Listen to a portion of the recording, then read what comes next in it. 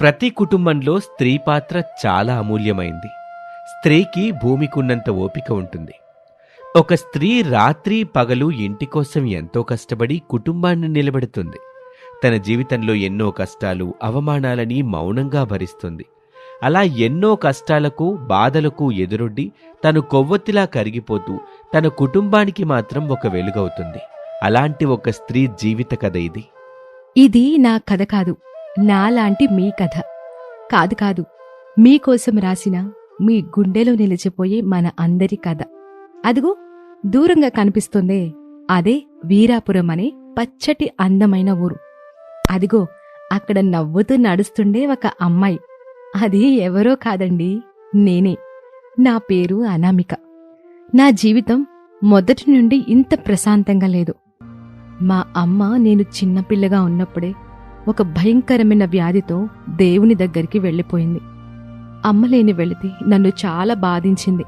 కొంతకాలం తర్వాత మా నాన్న మళ్ళీ పెళ్లి చేసుకున్నారు. అప్పుడు నాకు 2 చెల్లెళ్ళు పుట్టారు.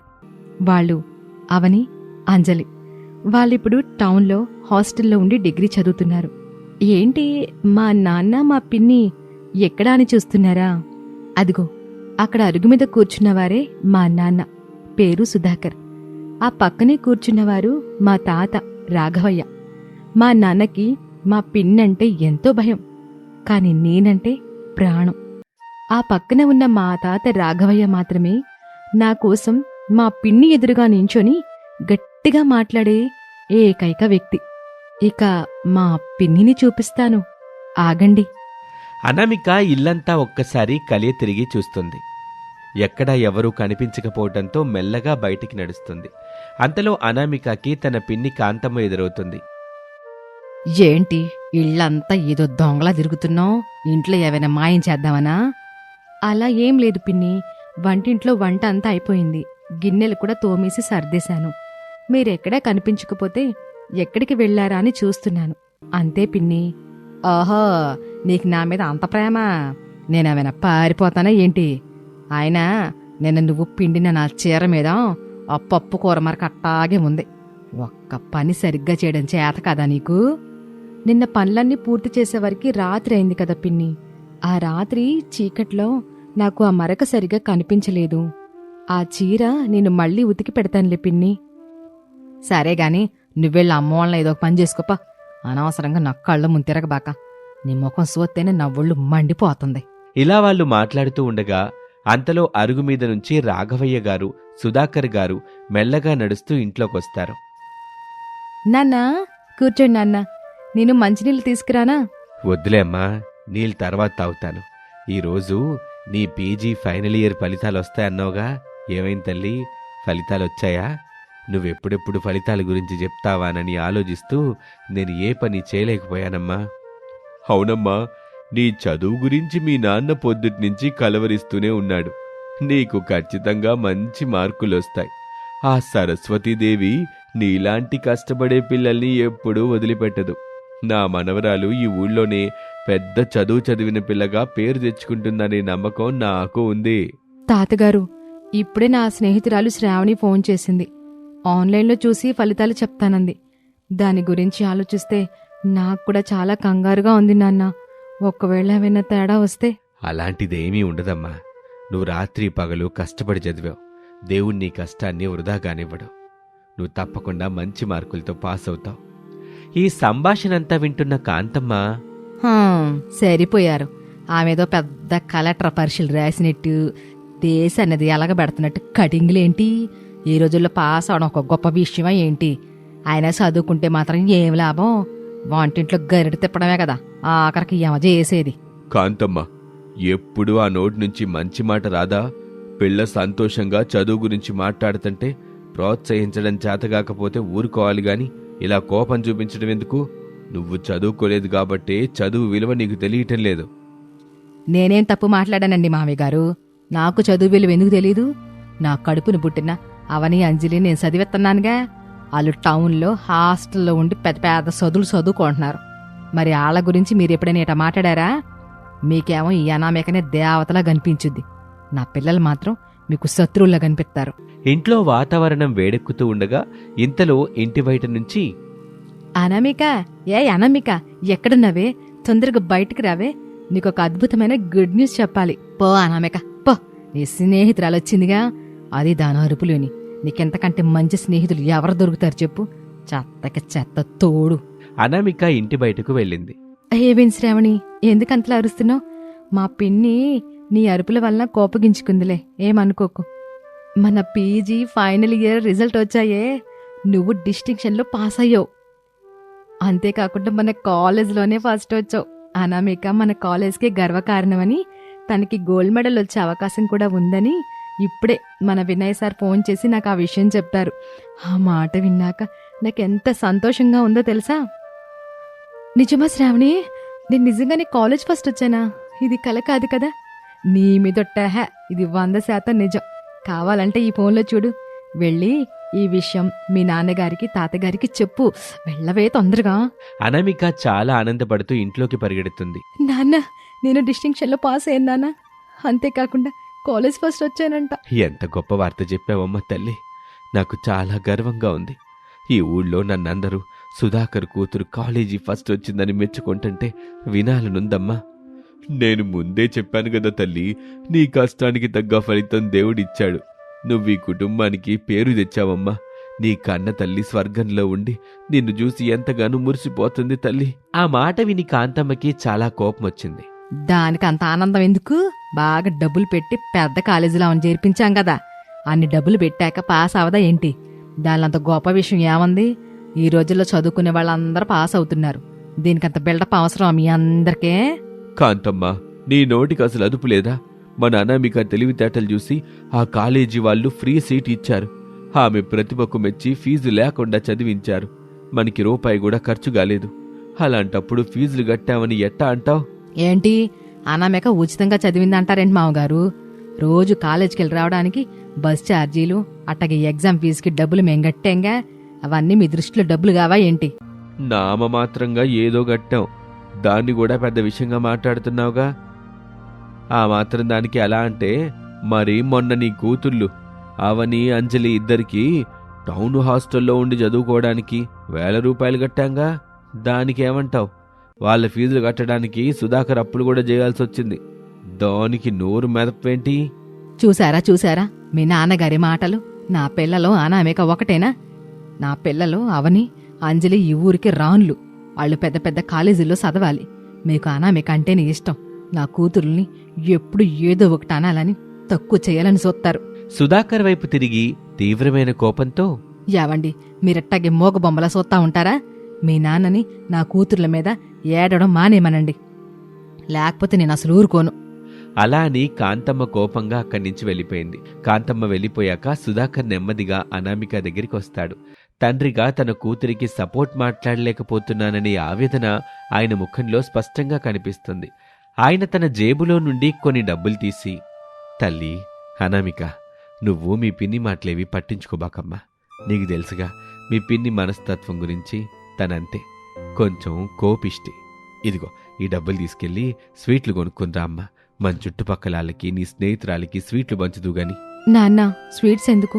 మన ఇంట్లో పరిస్థితులు మీకు తెలుసు కదా. ఈ డబ్బులు మరేదైనా అవసరానికి పనికొస్తేలే నాన్న. వద్దు తల్లి, నా కూతురు కాలేజీ ఫస్ట్ వస్తే నేను ఈ మాత్రం కూడా చేయకపోతేట్టగమ్మా. నువ్వు వెళ్ళి స్వీట్లు తీసుకురా.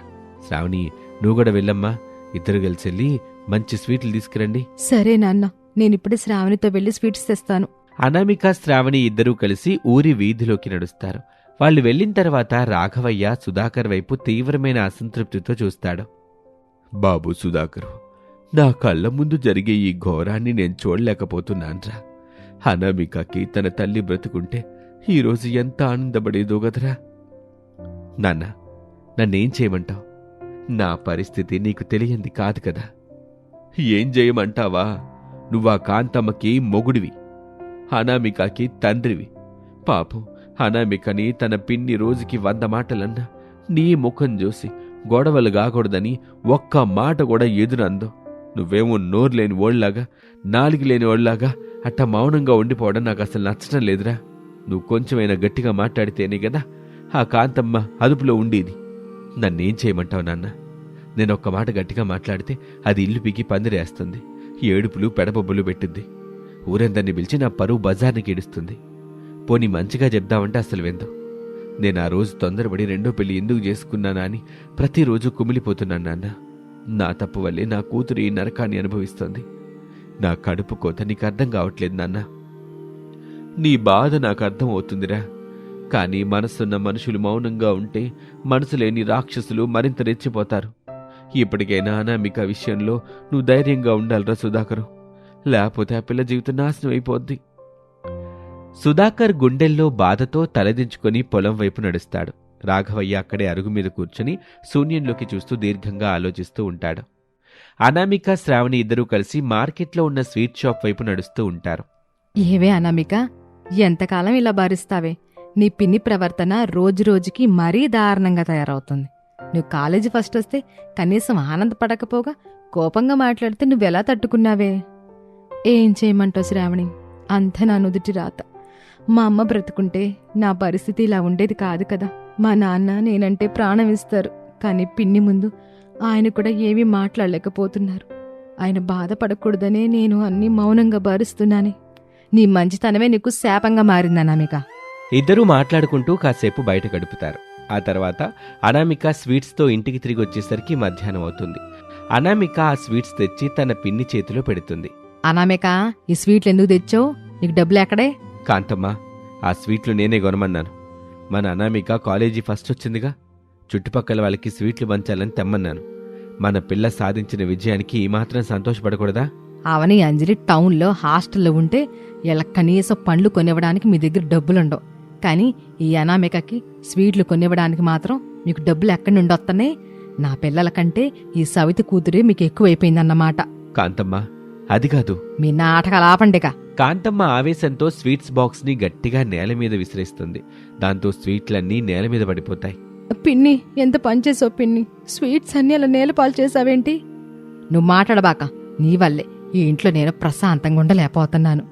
అలా అని కాంతమ్మ అక్కడి నుంచి వెళ్ళిపోతుంది. అయ్యో నా బంగారు తల్లి, ఎంత పాపమిది. అనామిక తల్లి, ఏడోకమ్మా, నీ జీవితం ఎప్పుడు మారుతో ఏమో.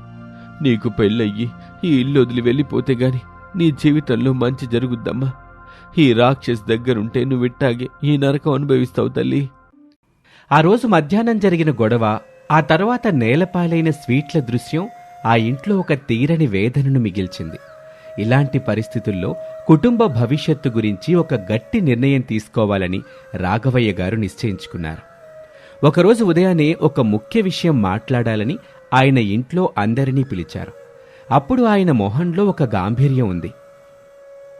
సుధాకర్, కాంతమ్మ, అలాగే అనామిక, అందరూ ఒకసారి ఇలా రండి.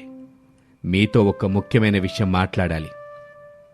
రాఘవయ్య పిలుపు వినగానే పొలానికి వెళ్లటానికి సిద్ధమైన సుధాకర్ అక్కడికొచ్చాడు. వంటింట్లో ఉన్న అనామిక భయపడుతూ వచ్చి అక్కడ నిలబడింది. కాంతమ్మ ముఖంలో అదే విసుగు, చిరాకు ప్రదర్శిస్తూ వచ్చి నిలబడింది. ఏం నాన్నా, పొద్దు పొద్దున్నే అందరినీ పిలిచావు? ఏమైనా విశేషమా? విశేషమే సుధాకరు, మన అనామిక చదువు పూర్తయింది. ఇక మనం ఆలస్యం చెయ్యాల్సిన అవసరం లేదు. మన అనామికకి ఒక మంచి అబ్బాయిని చూసి పెళ్లి చేద్దామని నేను అనుకుంటున్నాను. మీ అభిప్రాయం కూడా ఏంటో చెప్పండి. నా మనసులో ఉన్న మాటే నువ్వు చెప్పావు నాన్న. నేను అదే విషయం ఆలోచిస్తున్నాను. మన అనామిక ఒక ఇంటిదైతే చూడాలని నాకు మాత్రం ఆశగా ఉండదా నాన్న? ఓహో, అనామిక పెళ్ళే? బానే ఉంది మీ ఆలోచన. అయితే నా దగ్గర ఓ మంచి సంబంధం ఉంది. పక్కూర్లో ఉండే వీరయ్య కొడుకు సీను ఉన్నాడు కదా, ఆడికి ఇచ్చి మన అనామికని పెళ్లి చేద్దాం. ఎట్టాగాళ్ళు మనకి బాగా తెలిసినోళ్లేగా. కాంతమ్మ, నీకు వాళ్ళ గురించి తెలిసి మాట్లాడుతున్నావా, తెలియక మాట్లాడుతున్నావా? ఆ సీనుగాడు సరిగ్గా చదువుకోలా, పైగా వాడికి ఏ పని చేత కాదని ఊరంతా కోడేగోస్తోంది. సోమరిపోతులా తిరిగేవాడికి బంగారం లాంటి మన అనామికనిచ్చి పెళ్లి చేస్తావా? బానే చెప్పావమ్మా, నువ్వు ఉపాయం. ఈవిడ గారు మీకు బంగారం ఏమో గాని ఈ లోకంలో ఉన్న వాళ్ళందరికీ బంగారం కాదు కదా. అయినా ఈవిడ గారు అందానికి, తెలివితేటలకి కోటీశ్వరుడు సంబంధాలు వస్తాయి ఏంటి మావయ్య గారు? ఆ సీనుగాడితో ఏదో ఒక చిన్న పందిరేసి పెళ్లి చేసి పంపిస్తే సరిపోద్ది. మనకి పెద్దగా ఖర్చు కూడా ఉండదు, పైసా వదలకుండా వదిలిపోతుంది. కాంతమ్మ, ఏం మాట్లాడుతున్నావు? మనకేం తక్కువని నా పెద్ద కూతురు పెళ్ళి అలా చేస్తాం? సమాజంలో నాకు ఒక గౌరవం ఉంది కదా. గౌరవమా? ఆ గౌరవం అండి, మనకింకా ఉన్న అప్పుల సంగతి మర్చిపోయారా మీరు? ఆవని అంజలి చదువుల కోసం చేసిన అప్పులు తీర్చడానికే మన తల ప్రాణం తోక్కొస్తుంది. అదంతా మర్చిపోయి ఇప్పుడేం పెళ్లి ఘనంగా చేస్తారా? అప్పులుండొచ్చు కాంతమ్మ, కానీ అంత మాత్రాన ఆడపిల్లని అత్తారింటికలా పంపించటం బాగోదు. కొన్నాళ్ళాగుదు, మన స్థాయికి తగ్గ మంచి సంబంధం రాకపోతుందా? మీరేమైనా చేసుకోండి, కానీ నా మాట వినండి. పెళ్లి మాత్రం చాలా మామూలుగా సాదాసీదాగా జరగాలంతే. మనకింకా 2 కూతులున్నారని గుర్తుంచుకోండి. అనామిక పెళ్లి కోసం ఇంట్లో ఉన్న ఏ ఆస్తి నమ్మినా సరే దేని తాకట్టు పెట్టినా నేను అసలు ఊరుకోను. కాంతమ్మ తీవ్రమైన ఆవేశంతో తలుపులు గట్టిగా వేసుకుని లోపలికి వెళ్ళిపోతుంది. కాంతమ్మ వెళ్ళిపోయాక ఆ గదిలో మిగిలిన 3 మనసులు బరువెక్కాయి. అనామిక తలదించుకొని కళ్ళల్లో నీళ్లని ఆపుకోవటానికి ప్రయత్నిస్తుంది.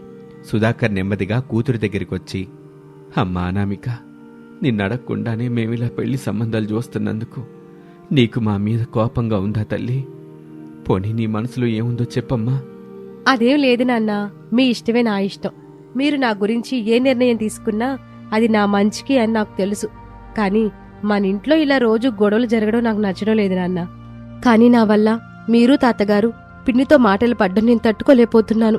అమ్మాయి, నీలాంటి విద్యావంతురాలు, సంస్కారవంతురాలు ఈ ఇంట్లో పుట్టటం మా అదృష్టం. మీ పిన్ని మాటలు అసలు పట్టించుకోకు.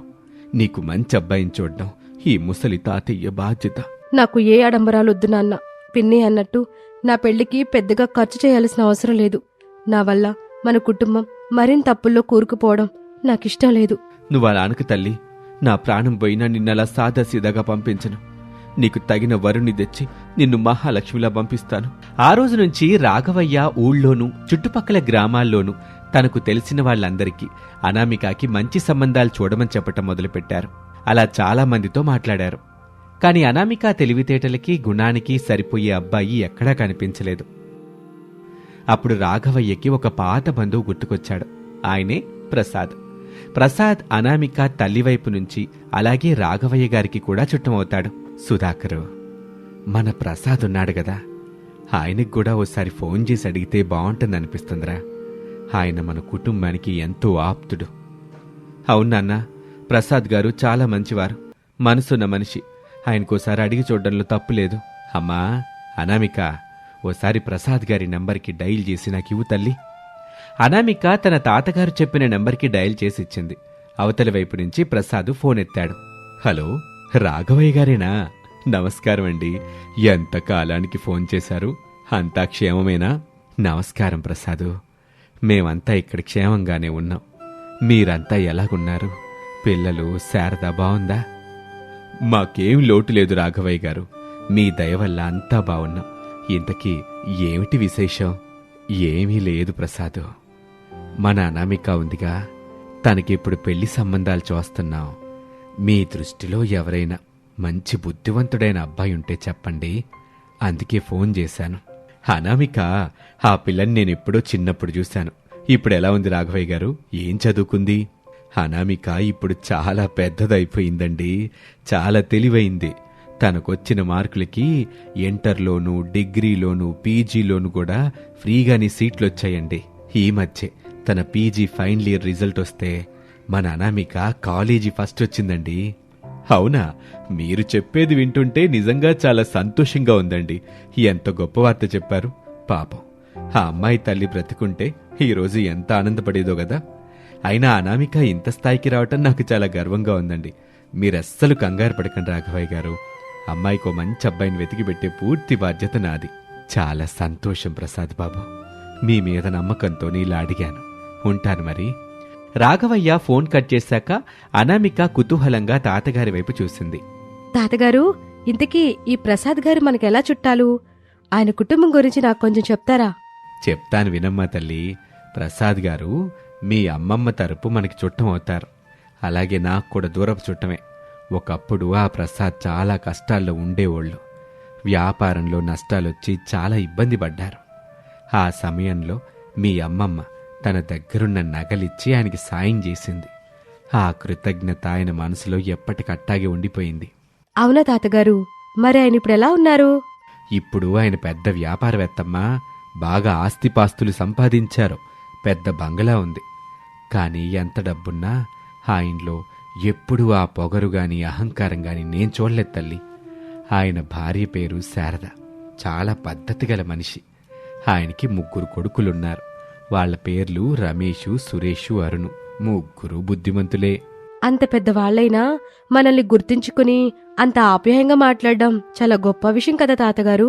అవునమ్మా తల్లి, మంచి వాళ్ళకెప్పుడు మంచి మనసే ఉంటుంది. ఆ తర్వాత కూడా రాఘవయ్య మరికొంతమందికి ఫోన్లు చేస్తూ అనామిక పెళ్లి సంబంధాల గురించి విచారిస్తూనే ఉన్నాడు. కొన్ని రోజులు గడిచాయి. ఓ రోజు మధ్యాహ్నం సుధాకర్ పొలం నుంచి తిరిగొచ్చాక ఆయన ఫోన్ మోగింది. ఫోన్ స్క్రీన్ మీద ప్రసాద్ అని పేరు కనిపించింది. ఇంట్లో రాఘవయ్య, అనామిక, కాంతమ్మ అందరూ హాల్లోనే ఉన్నారు. సుధాకర్ కంగారుగా ఫోన్ ఎత్తి మాట్లాడాడు. మాట్లాడినంతసేపు ఆయన ముఖంలో సంతోషం వెల్లువెత్తింది. ఫోన్ కట్ చేశాక ఆయన హాల్లో ఉన్న అందరి వైపు చూశాడు. నాన్నా, కాంతమ్మ, అనామిక, మీకొక పెద్ద శుభవార్త. మన అనామికకి ప్రసాద్ గారి పెద్ద కొడుకు రమేష్తో పెళ్లి చేయడానికి ప్రసాద్ గారు మనల్ని అడుగుతున్నారు. ఏంట్రా, నువ్వు చెప్పేది నిజమేనా సుధాకరు? నిజంగా ప్రసాద్ గారు తన పెద్ద కొడుకు రమేష్కే మన అనామికను చేసుకుంటామన్నారా? అవునన్నా, అనామిక తెలివితేటలు, గుణం గురించి తెలుసుకుని వాళ్ళింట్లో అందరూ ఒప్పుకున్నారంట. 3 రోజుల్లో వాళ్ళు మన ఇంటి పెళ్లి చూపులకు వస్తున్నారంట. సుధాకర్ అలా చెప్పటంతో అనామిక మనసులో తెలియని సంతోషంతో సిగ్గుపడుతూ తలదించుకుంది. ఏంటి, అంత పెద్ద ఆళ్లతో మనకు సంబంధం కలుపుకోవడమా? అసలు ఈ లేదు. ఆళ్లతో సంబంధం అంటే మనకి పెళ్లికి చాలా ఖర్చు అవుద్ది. వెంటనే ఫోన్ చేసి ఆ సంబంధం వద్దని చెప్పండి. కాంతమ్మ, అలా ఎందుకు అనుకుంటావు? అంత మంచి సంబంధం వెతుక్కుంటూ వస్తుంటే కాదంటావా? వాళ్ళతో సంబంధం కలుపుకుంటే ఖర్చెందుకు ఎక్కువ అవుతుంది? పెద్దవాళ్ళతో సంబంధం అంటే వాళ్ళు సాదాసీదాగా పెళ్లి చేయనిస్తారా ఏంటి? పెద్ద కళ్యాణ మండపంలో పెళ్లి చెయ్యాలంటారు. పెళ్లికి ఫోటోలు, వీడియోలు కావాలంటారు. పెళ్లి భోజనంలో 10 రకాల కూరలు ఉండాలంటారు. అవన్నీ మనతో ఎక్కడవుతాయి చెప్పండి? మనకున్న అప్పులతో వీటన్నిటికీ డబ్బులు ఎక్కడి నుండి తెస్తారు? అందుకే నా మాట విని ఆ సంబంధం వద్దని చెప్పండి. ఆగు కాంతమ్మ, ముందే అంతగా ఊహించుకొని భయపడ్డం ఎందుకు? ముందు వాళ్ళని పెళ్లి చూపులకి రానివ్వు. వాళ్ళొచ్చాక మనం మన పరిస్థితుల గురించి వాళ్ళతో నిదానంగా మాట్లాడదాం. ఆ తర్వాత ఏం చేయాలో ఆలోచిద్దాం. మీరేవైనా చేసుకోండి, కానీ పెళ్లికి ఖర్చు మాత్రం ఎక్కువ అవడానికి వీల్లేదు, గుర్తుంచుకోండి. పెళ్లి చూపులు ఖాయమవటంతో అనామిక తన చెల్లెలు అవని, అంజలిలకి ఫోన్ చెయ్యాలని నిశ్చయించుకుంది. హలో అక్క, ఎలా ఉన్నావు? ఏంటి ఈరోజు ఎందుకు ఫోన్ చేసావు? నేను బాగున్నానవని. అంజలి కూడా నీ పక్కనే ఉందా? స్పీకర్ ఆన్ చేయవా? మీ ఇద్దరికి ఒక ముఖ్యమైన శుభవార్త చెప్పాలి. అక్క, నేను ఇక్కడే ఉన్నాను. ఏంటా న్యూస్? తొందరగా చెప్పక్క. నాకు పెళ్లి చూపులు ఖాయమయ్యాయే. 3 రోజుల్లో పెళ్లి వారింటికి వస్తున్నారు. మీరిద్దరూ వెంటనే ఇంటికొచ్చేయండి. వావ్, నిజమా అక్క? ఎంత మంచి వార్త చెప్పావు. మేం రేపే ఫస్ట్ బస్కి బయలుదేరి వచ్చేస్తామక్క. నువ్వేం కంగారు పడకు. సరే, మరి జాగ్రత్తగా రండి. చెల్లెళ్ల మాటలు విన్నాక అనామిక మనసు కాస్త ప్రశాంతంగా మారింది. కుటుంబంలో ఎలాంటి గొడవలున్నా తోబుట్టువుల ప్రేమ తనకెప్పుడూ తోడుంటుందని ఆమెకు అనిపించింది. 3 రోజులు గడిచిపోయాయి. పెళ్లి చూపుల రోజు రానే వచ్చింది. సుధాకర్ గారి ఇల్లు ఈ రోజు ఎంతో అందంగా అలంకరించబడింది. ఉదయం 10 గంటల సమయంలో ప్రసాదు, ఆయన భార్య శారద, వారి 3 కొడుకులు రమేష్, సురేష్, అరుణ్, అనామిక ఇంటికొచ్చారు. సుధాకర్, రాఘవయ్య ఎంతో ఆదరంగా వాళ్లను ఆహ్వానించి హాల్లో కూర్చోబెట్టారు. కాంతమ్మ కూడా ఎప్పుడూ లేని విధంగా ముఖాన నవ్వు తెచ్చుకొని కాఫీ కప్పులు అందించింది. కాసేపటి తర్వాత శారద అనామికని తీసుకురమ్మని చెప్పింది. చెల్లెలు అవని, అంజలి ఇద్దరూ కలిసి అనామికను పెళ్లి కూతురిలా అలంకరించి హాల్లోకి తీసుకొచ్చారు. అనామిక మెల్లగా అడుగులు వేస్తూ వచ్చి కూర్చుంది. ఆమె ముఖంలో ఉన్న కళ చూసి ప్రసాదు, శారద దంపతులు మురిసిపోయారు. చూసావా శారద, మన అనామిక ఎంత లక్షణంగా ఉందో. నాకైతే ఈ పిల్ల చాలా నచ్చింది. మరి నీకు? మీరన్నట్టు ఈ పిల్ల నిజంగా చాలా పద్ధతిగా ఉంది రమేష్. నీకు అనామిక నచ్చిందా? నీ అభిప్రాయం కూడా ఏంటో చెప్పు. సుధాకర్ గారు, మాకు మీ అమ్మాయి చాలా నచ్చింది. ఇంకా ఆలస్యం ఎందుకు? మన బంధువులు ఎలాగూ ఇక్కడే ఉన్నారు కాబట్టి ఈ రోజే తాంబూలాలు మార్చుకుందాం. పెళ్లి తేదీని పంతులు గారిని అడిగి ముహూర్తం నిర్ణయిద్దాం. ఆ మాట వినగానే సుధాకర్, రాఘవయ్య ఆనందంతో ఉబ్బితబ్బిబ్బయ్యారు. కాని అంతలోనే కాంతమ్మ ఇలా అంది. ఆగండి ప్రసాద్ గారు, పెళ్లి నిశ్చయించుకునే ముందు నేను ఒక విషయం చెప్పాలి. దానికి మీరు ఒప్పుకుంటేనే ఈ పెళ్లి జరుగుద్ది. చెప్పండి కాంతమ్మ గారు, ఏంటా విషయం? మేమైతే మా అమ్మాయికి హంగు ఆర్భాటాలతో పెళ్లి చేయలేం. ఇంటి ముందు ఏదో ఒక చిన్న పందిరేసి పెళ్లి చేస్తాం. పెళ్లికి మీ తరపున 10-15 మంది, మా తరపున 10-15 మంది మాత్రమే రావాలి. అంతకంటే ఒక్క మనిషి కూడా ఎక్కువ రావడానికి వీల్లేదు అంతే. అట్లాగే ఈ పెళ్లికి ఎట్లాంటి ఫోటోలు వీడియోలు వంటివి ఉండకూడదు. వీటన్నిటికి మీరు ఒప్పుకుంటేనే మన ముహూర్తాలు పెట్టుకుందాం. ఏంటండి కాంతమ్మ గారు అలా మాట్లాడుతున్నారు? 15 మందితో పెళ్ళేంటండి? పెళ్ళనేది జీవితంలో ఒక్కసారి జరిగే మహత్కార్యం. అట్లాంటి వేడుకని ఇంత చౌకబారిగా జరపడమేంటి? అసలు ఫోటోస్ వీడియోస్ కూడా వద్దంటున్నారేంటి?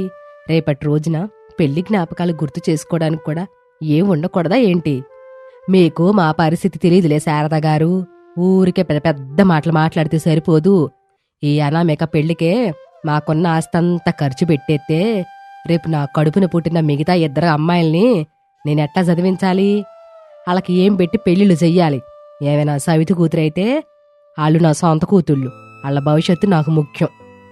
కాంతమ్మ, ఇంక చాలు. నీ నోటి దురుసు రోజు రోజుకి హద్దులు దాటుతుంది. అనామికాకి పెళ్లి చేయడం నీకు చేతగాకపోతే చెప్పు. నా ప్రాణాలు పనంగా పెట్టైనా నేను నా మనవరాలికి పెళ్లి జరిపిస్తాను. ఎంత మంచి సంబంధం మనల్ని వెతుక్కుంటూ వస్తే ఇలాంటి చౌకబారు మాటలు మాట్లాడ్డానికి నీకు సిగ్గుగా లేదు? రేపు అవని, అంజలికి కూడా ఇలాగే 10-15 మందిని పిలిచి పెళ్లి చేస్తావా చెప్పు? రాఘవయ్య గారి గద్దింపుకి ఒక్కసారిగా సమాధానం చెప్పలేక ముఖం మార్చుకుంటుంది. కాని మనసులో కక్ష అలాగే ఉంచుకుంటుంది. అమ్మా, తాతయ్య చెప్పింది నిజమే కదమ్మా. మరి అంత తక్కువ మందితో పెళ్లి ఎలా చేస్తారు? పెళ్లికి కొంత ఖర్చవుతున్న మాట నిజమే కాని మన ఇంట్లో జరిగే మొదటి శుభకార్యమమ్మా ఇది. అందర్ని పిలిచి మంచిగా చేద్దామమ్మా. అవునమ్మా, మనం చేసేది అక్క పెళ్లే కదా. ఈ పెళ్లికి మన చుట్టాలందర్నీ పిలవకపోతే బావుండదు. అప్పుడు మన పరువు కూడా పోతుందమ్మా. కూతుళ్ల నోటి నుంచి కూడా ఆ మాటలు వినేసరికి కాంతమ్మకి ఇక ఏం మాట్లాడాలో తెలియక కోపంతో రగిలిపోతుంది. అంతలోనే సుధాకర్ చేతులు జోడించి, ప్రసాద్ గారు, మా కాంతమ్మ మాటల్ని మీరు మనసులో పెట్టుకోబాకండి. మేం మీకు కానుకలు పెద్దగా ఇచ్చుకోలేం. కాని మాకున్న దాంట్లోనే ఇక్కడే మా ఇంటి ముందే ఓ చిన్న పందిరేసి మా అనామిక పెళ్లి జరిపించి మీ చేతుల్లో పెడతాను. దయచేసి మా అమ్మాయిని మీ ఇంటి కోడలుగా ఒప్పుకోండి. సుధాకర్ గారు, మీరు మరీ అంత దీనంగా మాట్లాడకండి. మాకు కావాల్సింది కానుకలు కాదు, అనుకువ, మంచి బుద్ధి, పద్ధతి ఉన్న కోడలు. మీ అనామికలో మాకా గుణాలన్నీ కనిపించాయి. మాకు ఎలాంటి కానుకలు వద్దు.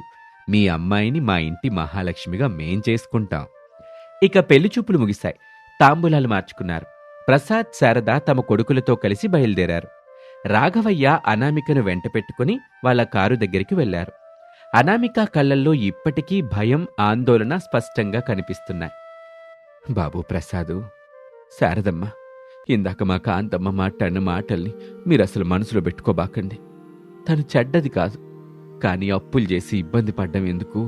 ఇంకా 2 అమ్మాయిల పెళ్లిళ్ళున్నాయి గదా అని ఏదో ఆందోళనతో అట్టా మాట్లాడింది. అంతే తప్ప మీ మనసు బాధ పెట్టాలనే ఉద్దేశం ఆమెకి లేదు. రాఘవయ్య గారు, మాకు మీ కుటుంబ పరిస్థితి అంతా తెలుసండి. కాని మేమీరోజు ఇంత పెద్ద స్థాయిలో ఉన్నామంటే ఒకప్పుడు మాకు అనామిక అమ్మమ్మ చేసిన సహాయమే కారణం. ఆ రోజుల్లో ఆమె చేసిన మేలు వల్లే మేమిప్పుడు ఆర్థికంగా మంచి స్థాయిలో ఉన్నాం. ఆ రుణం తీర్చుకోవడానికే మీ అనామికని మా ఇంటి కోడలిగా చేసుకోవాలని మేం మనస్ఫూర్తిగా అనుకున్నాం.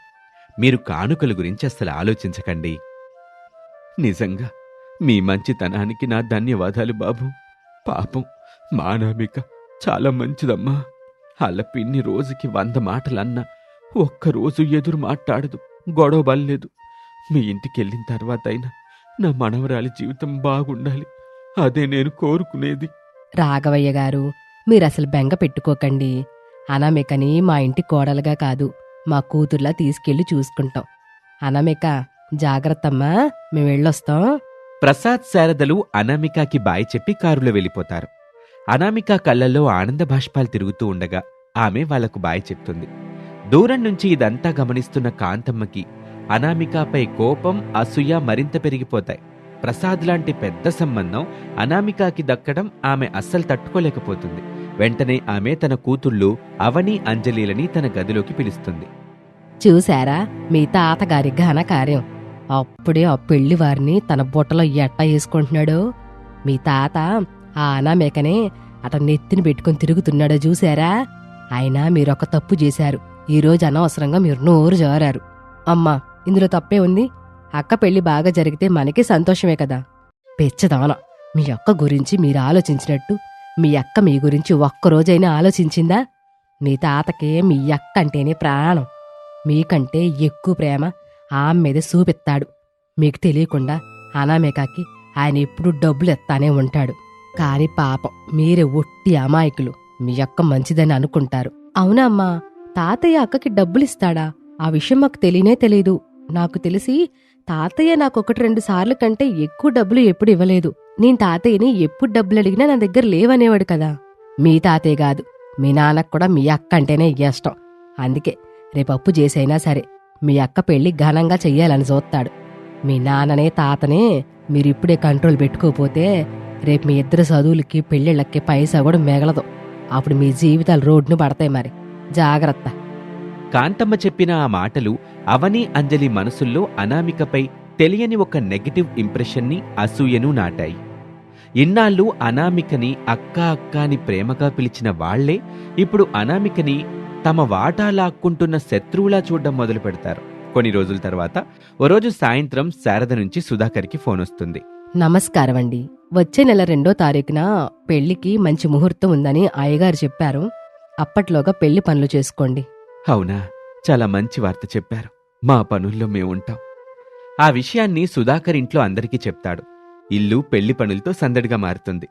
సుధాకర్ అనామిక పెళ్లి ఖర్చుల కోసం ఊళ్ళో వాళ్ల దగ్గర కొంత డబ్బు అప్పుగా తెస్తాడు. ఏంటండి అది? ఇంత డబ్బు అప్పుగా తెచ్చారా? ఈ అప్పులన్నీ రేపు ఎవరు తీరుస్తారు? ఈ పెళ్లికి ఏం కొనాలన్నా నాకు చిరాగ్గా ఉంది. ప్రతి వస్తువుకు ఎంత ఖర్చు పెట్టాలి? కాంతమ్మ, నా కూతురు పెళ్లి గదా, కాస్త నోరు అదుపులో పెట్టుకో. అప్పు తర్వాత మనం తీర్చుకోవచ్చు. కాని పెళ్లి ఒక్కసారి చేస్తాం. నా కూతురు పెళ్లికి ఎట్టాంటి లోటు రాకూడదు. చేసుకోండి, మీ ఇష్టం వచ్చినట్టు చేసుకోండి. రేపు నా పిల్లల చదువులకి డబ్బులు లేవని చెప్తే మాత్రం నేను ఊరుకోను. తన పెళ్లి వల్ల ఇంట్లో గొడవలవ్వటం అనామికకి బాధగా అనిపిస్తుంది. ఇక పెళ్లి రోజు రానే వచ్చింది. ఇంటి దగ్గరే ఒక చిన్న కళ్యాణ మండపం ఏర్పాటు చేస్తారు. ఒక పక్క పెళ్లి జరుగుతుంది, మరోపక్క కాంతమ్మ వంటవాడికి చాలా తక్కువ డబ్బులు ఇవ్వటంతో ఆ వంటవాడు చాలా తక్కువ సామానుతో తక్కువ పరిమాణంలో వంటలు చేశాడు. రమేష్ అనామిక మెడలో 3 ముళ్ళు వేశాడు. అందరూ అక్షింతలు వేశారు. భోజనాల సమయం అయింది. భోజనాల దగ్గర పెద్ద గొడవే మొదలైంది. పెళ్లికొచ్చిన చాలామంది చుట్టాలు, ఊరి జనాలకి భోజనాలు సరిపోలేదు. అన్నం కూరలు అన్నీ త్వరగానే అయిపోయాయి. ఇదేమి పెళ్ళండి బాబు, భోజనాలు కూడా సరిగ్గా పెట్టలేనప్పుడు పెళ్లికెందుకు పిలిచినట్టు? ఆకలితో చేస్తున్నాం. అవును, ఇంత పెద్ద సంబంధం చేసుకుని కూడా వంట కూడా సరిగ్గా చేయించలేకపోయారు. చాలా అవమానంగా ఉంది. ఆ మాటలు విన్న రాఘవయ్య, సుధాకర్ ఎంతో అవమానంగా ఫీల్ అవుతారు. రాఘవయ్య ఏమాత్రం ఆలస్యం చేయకుండా వెంటనే దగ్గరలో ఉన్న ఒక పెద్ద హోటల్కి ఫోన్ చేసి భోజనాలు తెప్పించి అక్కడున్న వాళ్ళందరికీ వడ్డిస్తాడు. అలా మొత్తానికి భోజనాల గొడవైతే సద్దుమణిగింది. ఇక అప్పగింతల సమయం రానే వచ్చింది. అనామిక అంత పెద్ద కుటుంబానికి, ధనవంతుల ఇంటికి కోడలిగా వెళ్తుందనే ఈర్ష్య ఒక పక్క, పెళ్లికి తన భర్త అప్పు చేశాడనే కోపం మరోపక్క ఉండి కాంతమ్మ మనసుని అసలు ప్రశాంతంగా ఉండనివ్వటం లేదు. అప్పగింతల సమయంలో సుధాకర్, రాఘవయ్య కన్నీరు మున్నీరుగా ఏడుస్తున్నారు. బాబూ, రమేషు, మా అమ్మాయి చాలా అమాయకురాలు. తనేమైనా తప్పులు చేస్తే క్షమించండి. అవును బాబు, మా అనామిక చాలా మంచిది. తనని బాగా చూసుకోండి. మీరేం భయపడకండి మామయ్య గారు. అనామికని నేను నా కళ్ళల్లో పెట్టి చూసుకుంటాను. తాతయ్య, నీ ఆరోగ్యం జాగ్రత్త. నాన్న సమయానికి తిను. అవని, అంజలి, మీరు బాగా చదువుకోవాలి. పిన్ని, మీరిక ఆనందంగా ఉండండి. కాంతమ్మ చాలా దుఃఖపడుతున్నట్టు నటిస్తూ అనామిక దగ్గరికి వెళ్తుంది. ఆమెను గట్టిగా కౌగిలించుకుని ఎవ్వరికీ వినిపించని విధంగా ఆమె చెవిలో చాలా క్రూరంగా ఇలా హెచ్చరిస్తుంది. నేను చెప్పేది జాగ్రత్తగా ఈనా అనామిక. ఈ పెళ్లికైన ప్రతి పైసా ఖర్చుని నువ్వు నెల పంపించకపోతే మీ తాత, మీ నాన్న జీవితాలు నరకం చేస్తా. గుర్తుపెట్టుకో. అలా చెప్పి కాంతమ్మ వెంటనే వెనక్కి జరిగి గట్టిగా ఏడుస్తూ ఇలా అంటుంది. అయ్యో అనామిక, నన్ను వదిలి వెళ్ళిపోతున్నావా తల్లి? ఇక నిన్ను ఎలా వదిలి ఉండాలమ్మా? కాంతమ్మ చేసిన ఆ భయంకరమైన హెచ్చరికకు అనామిక గుండె ఒక్కసారిగా ఆగిపోయినంత పనవుతుంది. తన పెళ్లి వల్ల అయిన అప్పుల వల్ల తన తండ్రికి, తాతకు ఏ ముప్పు రాకూడదని ఆమె మనసులో తీవ్రమైన ఆందోళన మొదలవుతుంది. కన్నీళ్లతో ఆమె తన తండ్రికి, తాతకు వీడ్కోలు చెప్తుంది. మీరేం బెంగ పెట్టుకోకండి సుధాకర్ గారు, మేమున్నాం కదా. అనామికని మేము జాగ్రత్తగా చూసుకుంటాం. అలా అప్పగింతల కార్యక్రమం ముగుస్తుంది. అనామిక ఎన్నో ఆందోళనలు భయాల మధ్య అడుగులు వేస్తూ రమేష్తో కలిసి శారద గారి పెద్ద ఇంట్లో అడుగుపెడుతుంది. అనామికకి తన కొత్త జీవితంలో కొత్త సవాళ్లు ఆమె కోసం ఎదురుచూస్తున్నాయి. సొంత ఇల్లే నరకప్రాయంగా మారి అనుక్షణం సవతి తల్లి కపటత్వంతో అల్లాడిపోయిన ఒక అమాయకపు గుండెకి అత్తవారిల్లు కొత్త ఆశలను ఊరటను ఇస్తుంది. పెళ్లి పనుల వలన అనామిక ముఖంలో అలసట నీరసం స్పష్టంగా కనిపిస్తున్నాయి. అప్పుడు శారద అనామిక నీరసంగా ఉండటం గమనించి ఆప్యాయంగా ఆమె దగ్గరికొచ్చింది. అమ్మ అనామిక, పెళ్లి వేడుకల వల్ల ప్రయాణం వల్ల చాలా అలసిపోయినట్టున్నావు తల్లి. కళ్ళు కూడా సరిగ్గా తెరవలేకపోతున్నావమ్మా నువ్వు. వెళ్ళి కాసేపు నీ గదిలో పడుకోమ్మా. అయ్యో పర్లేదు అత్తయ్యగారు, ఇంట్లో చాలా పనులున్నాయి కదా. వంటింట్లో అంట్లు తోమి గిన్నెలు సర్దాలి. ఆ తర్వాత వంటిల్లు నీట్గా ఉండేలా చూసుకోవాలి. నేను పనులన్నీ చేసేసి పడుకుంటానులేండి అత్తయ్యగారు. పిచ్చి తల్లి, మనింట్లో ఆ పనులన్నీ చేయడానికి పని వాళ్ళున్నారమ్మా. నువ్వీరోజు ఆ పనుల గురించి అస్సలు ఆలోచించుకో. హాయిగా వెళ్ళి ప్రశాంతంగా పడుకొని విశ్రాంతి తీసుకో. అంటే వంట చేయడానికి కూడా మన ఇంట్లో పనివాళ్ళున్నారా అత్తయ్యగారు? వంట పని మనుషులు వండితే ఏం బాగుంటుందమ్మా. వంట అనేది మన చేతులతో ప్రేమగా వండితేనే ఆ రుచి వేరుగా ఉంటుంది. అందుకే నేను వంట చేయడానికి పని వాళ్ళను వద్దన్నాను. వంట సంగతి నేనే చూసుకుంటానులే. నువ్వేం కంగారు పడకుండా వెళ్ళి కాసేపు విశ్రాంతి తీసుకో తల్లి. అనామిక మెల్లగా తన బెడ్రూంలోకి వెళ్లి కూర్చుంటుంది. శారద చూపించిన ప్రేమని తలుచుకుని ఆమె మనసు ఒక్కసారిగా కరిగిపోతుంది. పుట్టింట్లో తను అనుభవించిన నరకం, పిన్ని కాంతమ్మ పెట్టిన బాధలు ఒక్కొక్కటిగా ఆమె కళ్ల ముందు మెదులుతాయి. భగవంతుడా, ఎంత తేడా! నేను పుట్టింట్లో ఉన్నప్పుడు నాకు తీవ్రమైన జ్వరం వచ్చి ఒళ్ళు చలికి వణికిపోతున్నా సరే కాసేపు అలా కూర్చుంటేనే పిన్ని ఇల్లంతా పీకి పందిరి వేసేది. జ్వరానికేం చావవులే, లేచి గిన్నెలతోమో బద్ధకానికి సాకులు చెప్తున్నావా అంటూ నోటికొచ్చినట్లు తిట్టేది. కాని ఇక్కడ నాకు కొంచెం నీరసంగా ఉంటేనే అత్తయ్యగారు నా గురించి ఇంతలా ఆలోచిస్తున్నారు. అనామిక అలా ఆలోచనల్లో ఉండగా శారద ఒక గ్లాసు పండ్లరసం పట్టుకుని గదిలోకొస్తుంది. అమ్మా అనామిక, ఇదిగో ఈ జ్యూస్ తాగి తల్లి. ఈ తాగితే నీకున్న నీరసమంతా తగ్గిపోతుంది. అలాగే నీకు కొంచెం శక్తి వస్తుంది. చాలా ధన్యవాదాలు అత్తయ్యగారు. నా మీద మీరింత శ్రద్ధ చూపిస్తుంటే నాకు చాలా ఆనందంగా ఉంది. ఏంటమ్మా అనామిక, నీకొంట్లో బాలేదంట కదా? ఏవైనా ఇబ్బందిగా ఉంటే చెప్పు తల్లి. వెంటనే మన ఫ్యామిలీ డాక్టర్ని ఇక్కడికే పిలిపిస్తాను. అయ్యో లేదు లేదు మావయ్య గారు, ఈ మాత్రం దానికి డాక్టర్ ఎందుకండి? కొంచెం విశ్రాంతి తీసుకుంటే సరిపోతుంది. దయచేసి డాక్టర్ని పిలిపించకండి మావయ్య గారు. అంతలోనే రమేష్ బయటనుంచి హడావిడిగా ఆ గదిలోకొస్తాడు. అనామిక, ఏమైంది నీకు? చాలా నీరసంగా ఉందంట కదా? కార్ రెడీగా ఉంది, హాస్పిటల్కి వెళ్దామా? ఇదిగో రమేషు, నేను డాక్టర్ని ఇంటికే పిలుస్తానంటేనే వద్దని మొండికేస్తుంది మీ ఆవిడ. నువ్వైనా కాస్త చెప్పు. ఇలా వాళ్ళు మాట్లాడుకుంటూ ఉండగా ఆ గదిలో మాటలు గట్టిగా వినపడుతూ ఉండటంతో పక్క రూంలో ఉన్న సురేష్, అరుణ్ కూడా మెల్లగా రమేష్ బెడ్రూం వైపు వస్తారు. అందరూ అక్కడ ఉండటం చూసి వారు ఆశ్చర్యపోతారు. ఏమైందన్నా? ఏమైందమ్మా? అందరూ ఇక్కడే గుమికూడారు. ఏమైనా సమస్య? వదిన గారి ముఖంలో ఏదో డల్నెస్ కనిపిస్తుంది. ఏమైంది వదినా? మీ వదిన గారికి కొంచెం నీరసంగా ఉందట్రా, అందుకే అందరం ఇక్కడే ఉండి ధైర్యం చెప్తున్నాం. అవునా? అయితే నేను ఇప్పుడే వెళ్ళి గ్లూకోజ్ వాటర్ కలిపి తెస్తాను. వదినా, ఆ గ్లూకోజ్ వాటర్ తాగితే నీరసం క్షణంలో తగ్గిపోతుంది. అనామిక వాళ్ళందరి ప్రేమానురాగాలకి కళ్లల్లో నీళ్లు తిరుగుతాయి. వద్దు వద్దు సురేష్, మీరేం కంగారు పడకండి. ఇప్పుడే అత్తయ్యగారు జ్యూస్ ఇచ్చారు. ఆ జ్యూస్ తాగాక నాకు కొంచెం బాగుంది. సరే సరే, మనమంతా ఇక్కడే ఉండి ఈ పిల్లని ఇంకా ఇబ్బంది పెట్టకూడదు. అందరూ బయటికి నడవండి. అనామికని కాసేపు ప్రశాంతంగా పడుకొనిద్దాం. శారదా, ప్రసాదు, రమేషు మిగిలిన కొడుకులతో కలిసి ఆ గది నుంచి బయటకు వెళ్ళిపోతారు. అందరూ వెళ్లిన తరువాత అనామిక కన్నీళ్లు పెట్టుకుంటుంది. కాని ఆ కన్నీళ్లు బాధతో వచ్చినవి కావు. తన జీవితంలో ఎన్నడూ చూడని ఇంతటి నిష్కల్మషమైన ప్రేమానురాగాలని చూసి పొంగి వచ్చిన సంతోష బాష్పాలవి. ఇక వీరాపురంలో మాత్రం పరిస్థితులు పూర్తిగా భిన్నంగా ఉన్నాయి. పెళ్లి జరిగిన మరుసటి రోజే కళ్యాణ మండపానికి సంబంధించిన డెకరేషన్ వాడు, ఫోటోగ్రాఫర్, ఇంకా కొంతమంది వంట సామాగ్రి ఇచ్చిన వాళ్లు సుధాకర్ గారి ఇంటి ముందు నిలబడి ఉన్నారు.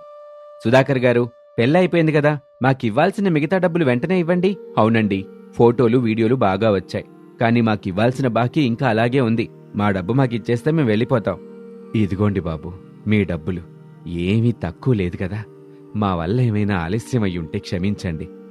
పర్లేదులేండి సుధాకర్ గారు, మొత్తానికి మా బాకీ తీరింది, మేము వెళ్తాం. వాళ్ళందరూ వెళ్ళిపోయాక లోపల్నుంచి కాంతమ్మ రాక్షసిలా ఊగిపోతూ సుధాకర్ మీదకొస్తుంది. ఆమె కళ్ళు కోపంతో ఎర్రబడి ఉన్నాయి. యావండి, నేను ముందే మొత్తుకొన్నానా లేదా? పెళ్లి చాలా మామూలుగా చేద్దాము, దానికంత హంగు ఆర్బాటం వద్దని నా మాట విన్నారా మీరు? ఇప్పుడేమో ఈ ఖర్చులు అప్పులన్నీ మన నెత్తిన పడ్డాయి. ఆ అనామిక పెళ్లి చేసుకొని అక్కడ సుఖపడ్డానికి హాయిగా వెళ్ళిపోయింది. ఇప్పుడు ఈ అప్పుల సంగతేంటి? ఎవరు తీరుతారీటిని? కాంతమ్మ, పెళ్ళన్నాక కొంచెం అప్పు కావటం సహజమేగా. అయినా మన అనామికకి అంత మంచి ధనవంతుల సంబంధం దొరికింది. అలాంటి సంబంధం మనకి మళ్ళీ దొరుకుతుందా చెప్పు? దానికోసం ఈ మాత్రం అప్పు చేయటంలో తప్పే ఉంది. హా, అందుకే నేను ముందు నుండి నెత్తి నోరు కొట్టుకుంటున్నా. ఆ పక్కూరి వీరయ్య కొడుకు సీనుగాడికిచ్చి పెళ్లి చేద్దాం అని. అప్పుడు మనకి పైసా ఖర్చుండేది కాదు కదా. మీరేమో మీ పెద్ద కూతురిని నెత్తిని పెట్టుకొని రాణిలాగా పెళ్లి చేశారు. ఇప్పుడు అప్పులాళ్ళు మన ఇంటి ముందు నిలబడి అరుస్తుంటే నా పరువు పోతందిక్కడ. అప్పుడే రాఘవయ్య అరుగు మీద నుంచి నెమ్మదిగా అక్కడికొస్తాడు. కాంతమ్మ, ఎందుకలా అరుస్తున్నావు? చీటికి మాటికి అరవటం నీకు అలవాటుగా మారింది. అయినా అంతగా ఏమప్పయింది కాంతమ్మ? పెళ్లి ఖర్చులన్నీ నువ్వు కొసరిగా పెట్టావు. వచ్చిన చుట్టాలకి ఆఖరికి భోజనాలు కూడా సరిగ్గా పెట్టకుండా అవమానించావు. ఓహో, నేను పెట్టకపోతే ఏంటండి మావయ్య గారు? మీరేదో పెద్ద మహారాజులాగా పక్కనే ఉన్న హోటల్ నుండి 100 మందికి బిర్యానీలు తెప్పించి వడ్డించారు కదా. అయినా మీ దగ్గర అన్ని డబ్బులు ఎక్కడి నుంచి వచ్చాయి? మాకు తెలియకుండా ఏమైనా దాచారా ఏంటి? అవి నా పెన్షన్ డబ్బులు. ఎన్నో ఏళ్లగా దాచుకున్న నా పెన్షన్ డబ్బులవి. అక్కడ నా మనవరాలి పెళ్లిలో మన ఊరి వాళ్ల ముందు మన పరువు పోతంటే చూస్తూ ఊరుకోవాలా? అందుకే నేను నా పెన్షన్ డబ్బులన్నీ ఖర్చు చేసి ఆ భోజనాలు తెప్పించాను. అందులో తప్పే ఉంది? అవి ఏ డబ్బులైతే నాకేంటి, కాని ఇప్పుడు ఈ మిగతా అప్పులు ఎవరు కడతారు? ఆ అప్పు ఆలోచనతోనే నా తల పగిలిపోతుంది. దిక్కుమాల సంతంతా నాకే దొరుకుద్ది. కాంతమ్మ కోపంగా గొనుక్కుంటూ అక్కడి నుంచి వెళ్ళిపోతుంది. ఆమె వెళ్ళాక, బాబు సుధాకరు, నువ్వా కాంతమ్మ మాటల్ని మనసులో పెట్టుకోకురా. అనామిక పెళ్లి చాలా బాగా జరిగింది. ఇప్పుడు మన అనామిక అక్కడ చాలా సంతోషంగా ఉండుంటుందిరా. ఇక ఈ అప్పుల గురించి అంతగా ఆలోచించబాకు. దేవుడి దయ వల్ల ఈసారి మన చేతికి మంచి పంట పండితే ఆ అప్పులన్నీ ఒక్కసారిగా తీరిపోతాయి. నువ్వు ధైర్యంగా ఉండు బాబు. అలాగే నాన్నా, నా కూతురు బాగుంటే నాకదే చాలు నాన్నా. మరుసటి రోజు అనామిక ఉదయాన్నే లేచి వంటింట్లోకి వెళ్తుంది. త్వరగా వంట చేయటానికి అన్నీ సిద్ధం చేస్తూ ఉంటుంది. శారద వంటింట్లోకొచ్చి అనామికను చూసి ఆశ్చర్యపోతుంది. అయ్యో, ఏంటమ్మా అనామిక, నువ్వెందుకు పొద్దునే వంటింట్లోకొచ్చావు? నిన్ననే కదా నీకు చాలా నీరసంగా ఉందన్నావు. నువ్వెళ్ళి విశ్రాంతి తీసుకో తల్లి, నేను వంట చేస్తాను. నాకు ఇప్పుడు బాగుంది అత్తయ్యగారు. రాత్రి జ్యూస్ తాగి పడుకున్నాను కదా, నీరసమంతా తగ్గిపోయింది. అందుకే నేనే అందరికీ టిఫిన్స్ చేద్దామని వచ్చాను. ప్లీజ్ అత్తయ్యగారు, నన్ను వంటనివ్వరు? సరే తల్లి, నీ ఇష్టం. కాని నీకు సహాయం కావాలంటే చెప్పు, నేను కూడా నీకు సహాయం చేస్తాను. ఇప్పుడు వద్దత్తయ్యగారు, మీరు వెళ్ళి రెడీ అవ్వండి. అనామిక టిఫిన్ రెడీ చేసింది. అందరూ డైనింగ్ టేబుల్ దగ్గరకొచ్చి కూర్చుంటారు. అనామిక అందరికీ వేడివేడి ఇడ్లీలు వడ్డిస్తుంది. ప్రసాద్ ఒక ఇడ్లీ తిని ఇలా అంటాడు. అమ్మా అనామిక, ఈ ఇడ్లీలు చాలా అద్భుతంగా ఉన్నాయి తల్లి. ఈ చట్నీ వాసనకే నా కడుపు నిండిపోయిందనుకో. అవునండి, ఇడ్లీలు దూదిలాగా చాలా సాఫ్ట్గా వచ్చాయి. అనామిక, నీ చేతి వంట చాలా బాగుంది. అనామిక, నువ్వు కూడా వడ్డించటం ఆపి ఇటొచ్చి కూర్చో, మనందరం కలిసి తిందాం. అనామిక సరేనంటూ కూర్చొని ఒక ఇడ్లీ తింటుంది. తిన్న వెంటనే, అయ్యో అత్తయ్యగారు, చట్నీలో కొంచెం ఉప్పు ఎక్కువైనట్లుంది కదా. సారీ అండి, నేను సరిగ్గా చూసుకోలేదు. అయ్యో, ఆ మాత్రం దానికి ఎందుకమ్మా సారీ చెప్తావు? చట్నీలో కొంచెం ఉప్పు ఎక్కువైతే ఏంటి? ఇడ్లీలు చాలా సాఫ్ట్గా ఉన్నాయిగా. ఆ రుచి ముందు ఈ ఉప్పే పాటిదమ్మా. ఇడ్లీ చాలా బాగుంది, నువ్వు తిను. అవునమ్మా, కొత్తగా వంటింట్లోకొచ్చావు, ఆ మాత్రం తేడాలు జరగడం సహజమే. నువ్వు బాధపడక తల్లి, ఇడ్లీ చాలా రుచిగా ఉంది. అనామిక తన అత్తమామల మంచితనాన్ని, భర్త చూపిస్తున్న ఆదరణను చూసి మనసులోనే మురిసిపోతుంది. తన పూర్వజన్మ సుకృతం వల్లే తనకు ఇలాంటి అత్తగారు దొరికిందని అనుకుంటుంది. కాసేపటికి అనామిక ఫోన్ ఒక్కసారిగా రింగ్ అవుతుంది. స్క్రీన్ మీద నాన్న అని రాసి ఉండటం చూసి ఆమె ముఖంలో ఆనందం వెల్లువెత్తుతుంది. కాని మరుక్షణమే ఆమెకు పెళ్లి అప్పగింతల సమయంలో పిన్ని కాంతమ్మ తన చెవిలో చెప్పిన ఆ భయంకరమైన హెచ్చరిక గుర్తుకొస్తుంది. వణుకుతున్న చేతులతో అనామిక ఫోన్ లిఫ్ట్ చేస్తుంది. హలో నాన్న, బాగున్నారా నాన్న? తాతయ్య ఎలా ఉన్నారు? అమ్మా అనామిక, మేం బావున్నాం. అక్కడంతా బానే ఉందా తల్లి? అత్తయ్య గారు, మామయ్య గారు నిన్ను బాగా చూసుకుంటున్నారమ్మా? ఇక్కడ చాలా బాగుంది నాన్న. అత్తయ్య గారు నన్న సొంత కూతురి కంటే ఎక్కువగా చూసుకుంటున్నారు. నాకు ఒక్క పని కూడా చెప్పట్లేదు నాన్న. నా గురించి మీరు అసలు బెంగ పెట్టుకోకండి. అనామిక అలా చెప్తుండగానే అటువైపు ఫోన్లో వెనక నుంచి కాంతమ్మ భయంకరమైన అరుపులు వినపడ్డం మొదలవుతాయి. కాంతమ్మ గొంతు చాలా స్పష్టంగా అనామిక చెవిన పడుతుంది. ఓహో, మీ ముద్దుల కూతురికి అప్పుడే ఫోన్ చేసి పరామర్శిస్తున్నారా? ఆవిడక్కడ హాయిగా ఏ కష్టం లేకుండా రాజభోగాలు అనుభవిస్తా ఉంటది. మనమేమో ఇక్కడ అప్పులు వాళ్ళ నుండి మాటలు పడాలి. ఇక్కడ అప్పులు కట్టడానికి డబ్బులు పంపించమని దానికి చెప్పండి. ఫోన్లో కాంతమ్మ అన్న మాటలు వినగానే అనామిక గుండె చెరువవుతుంది. పెళ్లి అప్పగింతల రోజు పిన్ని చెప్పిన మాటలు, పెళ్లి ఖర్చు డబ్బులు పంపించకపోతే మీ నాన్నని తాతని రోజూ ప్రశాంతంగా ఉండనిస్తానా అన్న మాటలు అనామిక చెవుల్లో ప్రతిధ్వనిస్తున్నాయి. ఆవక్కడ కోటీశ్వర్ల ఇంట్లో కష్టాలు లేకుండా రాజభోగాలు అనుభవిస్తా ఉంటది. మనమేమో ఇక్కడ అప్పులు వాళ్ళతో తిట్లు తినాలా? డబ్బులు పంపించమని చెప్పు నీ కూతురికే, లేకపోతే మీకు నరకమే. కాంతమ్మ మాటలు అనామిక చెవుల్లో ప్రతిధ్వనించాయి. దాంతో అనామిక ఫోన్ కట్ చేసి వెక్కి వెక్కి ఏడవటం మొదలుపెట్టింది. సరిగ్గా అదే సమయంలో రమేష్ ఆఫీస్ నుంచి తిరిగొచ్చి అనామిక అలా దీనంగా ఏడుస్తూ ఉండటం చూశాడు. ఏమైంది అనామిక, ఎందుకలా ఏడుస్తున్నావు? ఎవరైనా నిన్నేమైనా అన్నారా? రమేష్ అలా అడిగినా అనామిక ఏడుస్తూనే ఉంది. ప్లీజ్ అనామిక, నువ్విలా ఏడుస్తుంటే నాకు చాలా బాధగా ఉంది. అసలు నువ్వు ఏడవటానికి కారణం ఏంటో చెప్పు. అయ్యో, ఏమీ లేదండి. ఏమీ లేదా? మరి నీ కళ్ళల్లో ఈ కన్నీళ్ళేంటి అనామిక? ఏదైనా సమస్య ఉంటే నాతో చెప్పు, మనం ఇద్దరం కలిసి ఆ సమస్యని పరిష్కరించుకుందాం. అది అది ఏమీ లేదండి. మా నాన్న గుర్తొచ్చారు. పుట్టినప్పటి నుండి నాన్నను వదిలి ఒక్కరోజు దూరంగా లేను కదా. ఇప్పుడే నాన్న ఫోన్ చేశారు. ఆయన గొంతు వినగానే నాకు పాత రోజులు గుర్తొచ్చి ఒక్కసారిగా బాధ తన్నుకొచ్చింది. అంతకు మించిందేమీ లేదు. నిజమండి. అవునా?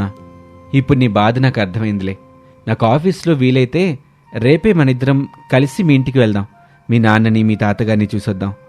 లేదంటే వాళ్ళనే కొన్ని రోజులు ఇక్కడికి వచ్చి ఉండమని చెప్దాం. కాబట్టి నువ్వు కన్నీరు కార్చుకో, సరేనా? అనామిక రమేష్ చూపిస్తున్న ప్రేమానురాగాలకు మనసులోనే భగవంతుడికి దండం పెట్టుకుంది. ఇప్పుడే మా ఇంటికి వెళ్ళడం వద్దులేండి. మొన్ననే కదా మనకి పెళ్ళయింది. అప్పుడే నేను మన ఇంటికి వెళ్తే ఊర్లో వాళ్ళు ఏమైనా అనుకుంటారు. పైగా నాన్నకి అక్కడ పొలం పనులుంటాయి. నా బాధలన్నీ మర్చిపోవటానికి మీ ప్రేమ చాలండి రమేష్ గారు. ఇక సుధాకర్ ఇంటి దగ్గర కాంతమ్మ ఇల్లంతా రచ్చరచ్చ చేస్తుంది. పెళ్లి అప్పుల భారం తన నెత్తిన పడిందంటూ అనామికపై తన సొంత కూతుళ్లు అవని అంజలిల మనసుల్లో లేనిపోని అపార్థాలను అసూయను నూరిపోస్తుంది. కాంతమ్మ అవని అంజలిలను రహస్యంగా పిలిచింది. ఇప్పుడు మీరు జరిగిందంత చూస్తున్నారు కదా, ఇప్పటికైనా నా మాటలు నమ్ముతారా? మీ అక్కకి మీ మీద ప్రేమ లేదు. నిజంగా ఆ అమ్మాయికి మీ మీద ప్రేమ ఉంటే ఇందాక ఫోన్ చేసినప్పుడు మీతో మాట్లాడేది కదా. అక్కడ పెద్ద పెద్ద కోటీశ్వర్లింట్లో ఏ కష్టం లేకుండా రాజభోగాలు అనుభవిస్తా మనల్ని పట్టించుకోవడం మానేసింది. అవునమ్మా, నువ్వన్నట్టు తాతయ్యని ఎప్పుడు డబ్బులు అడిగినా మా దగ్గర లేవంటారు. కానీ అక్క పెళ్లిలో మొన్న ఆయన భోజనాలు తెప్పించారు. ఈ పెళ్లి వల్ల మా ఫీజులకు కూడా అప్పులు చేయాల్సి వచ్చేలా ఉంది.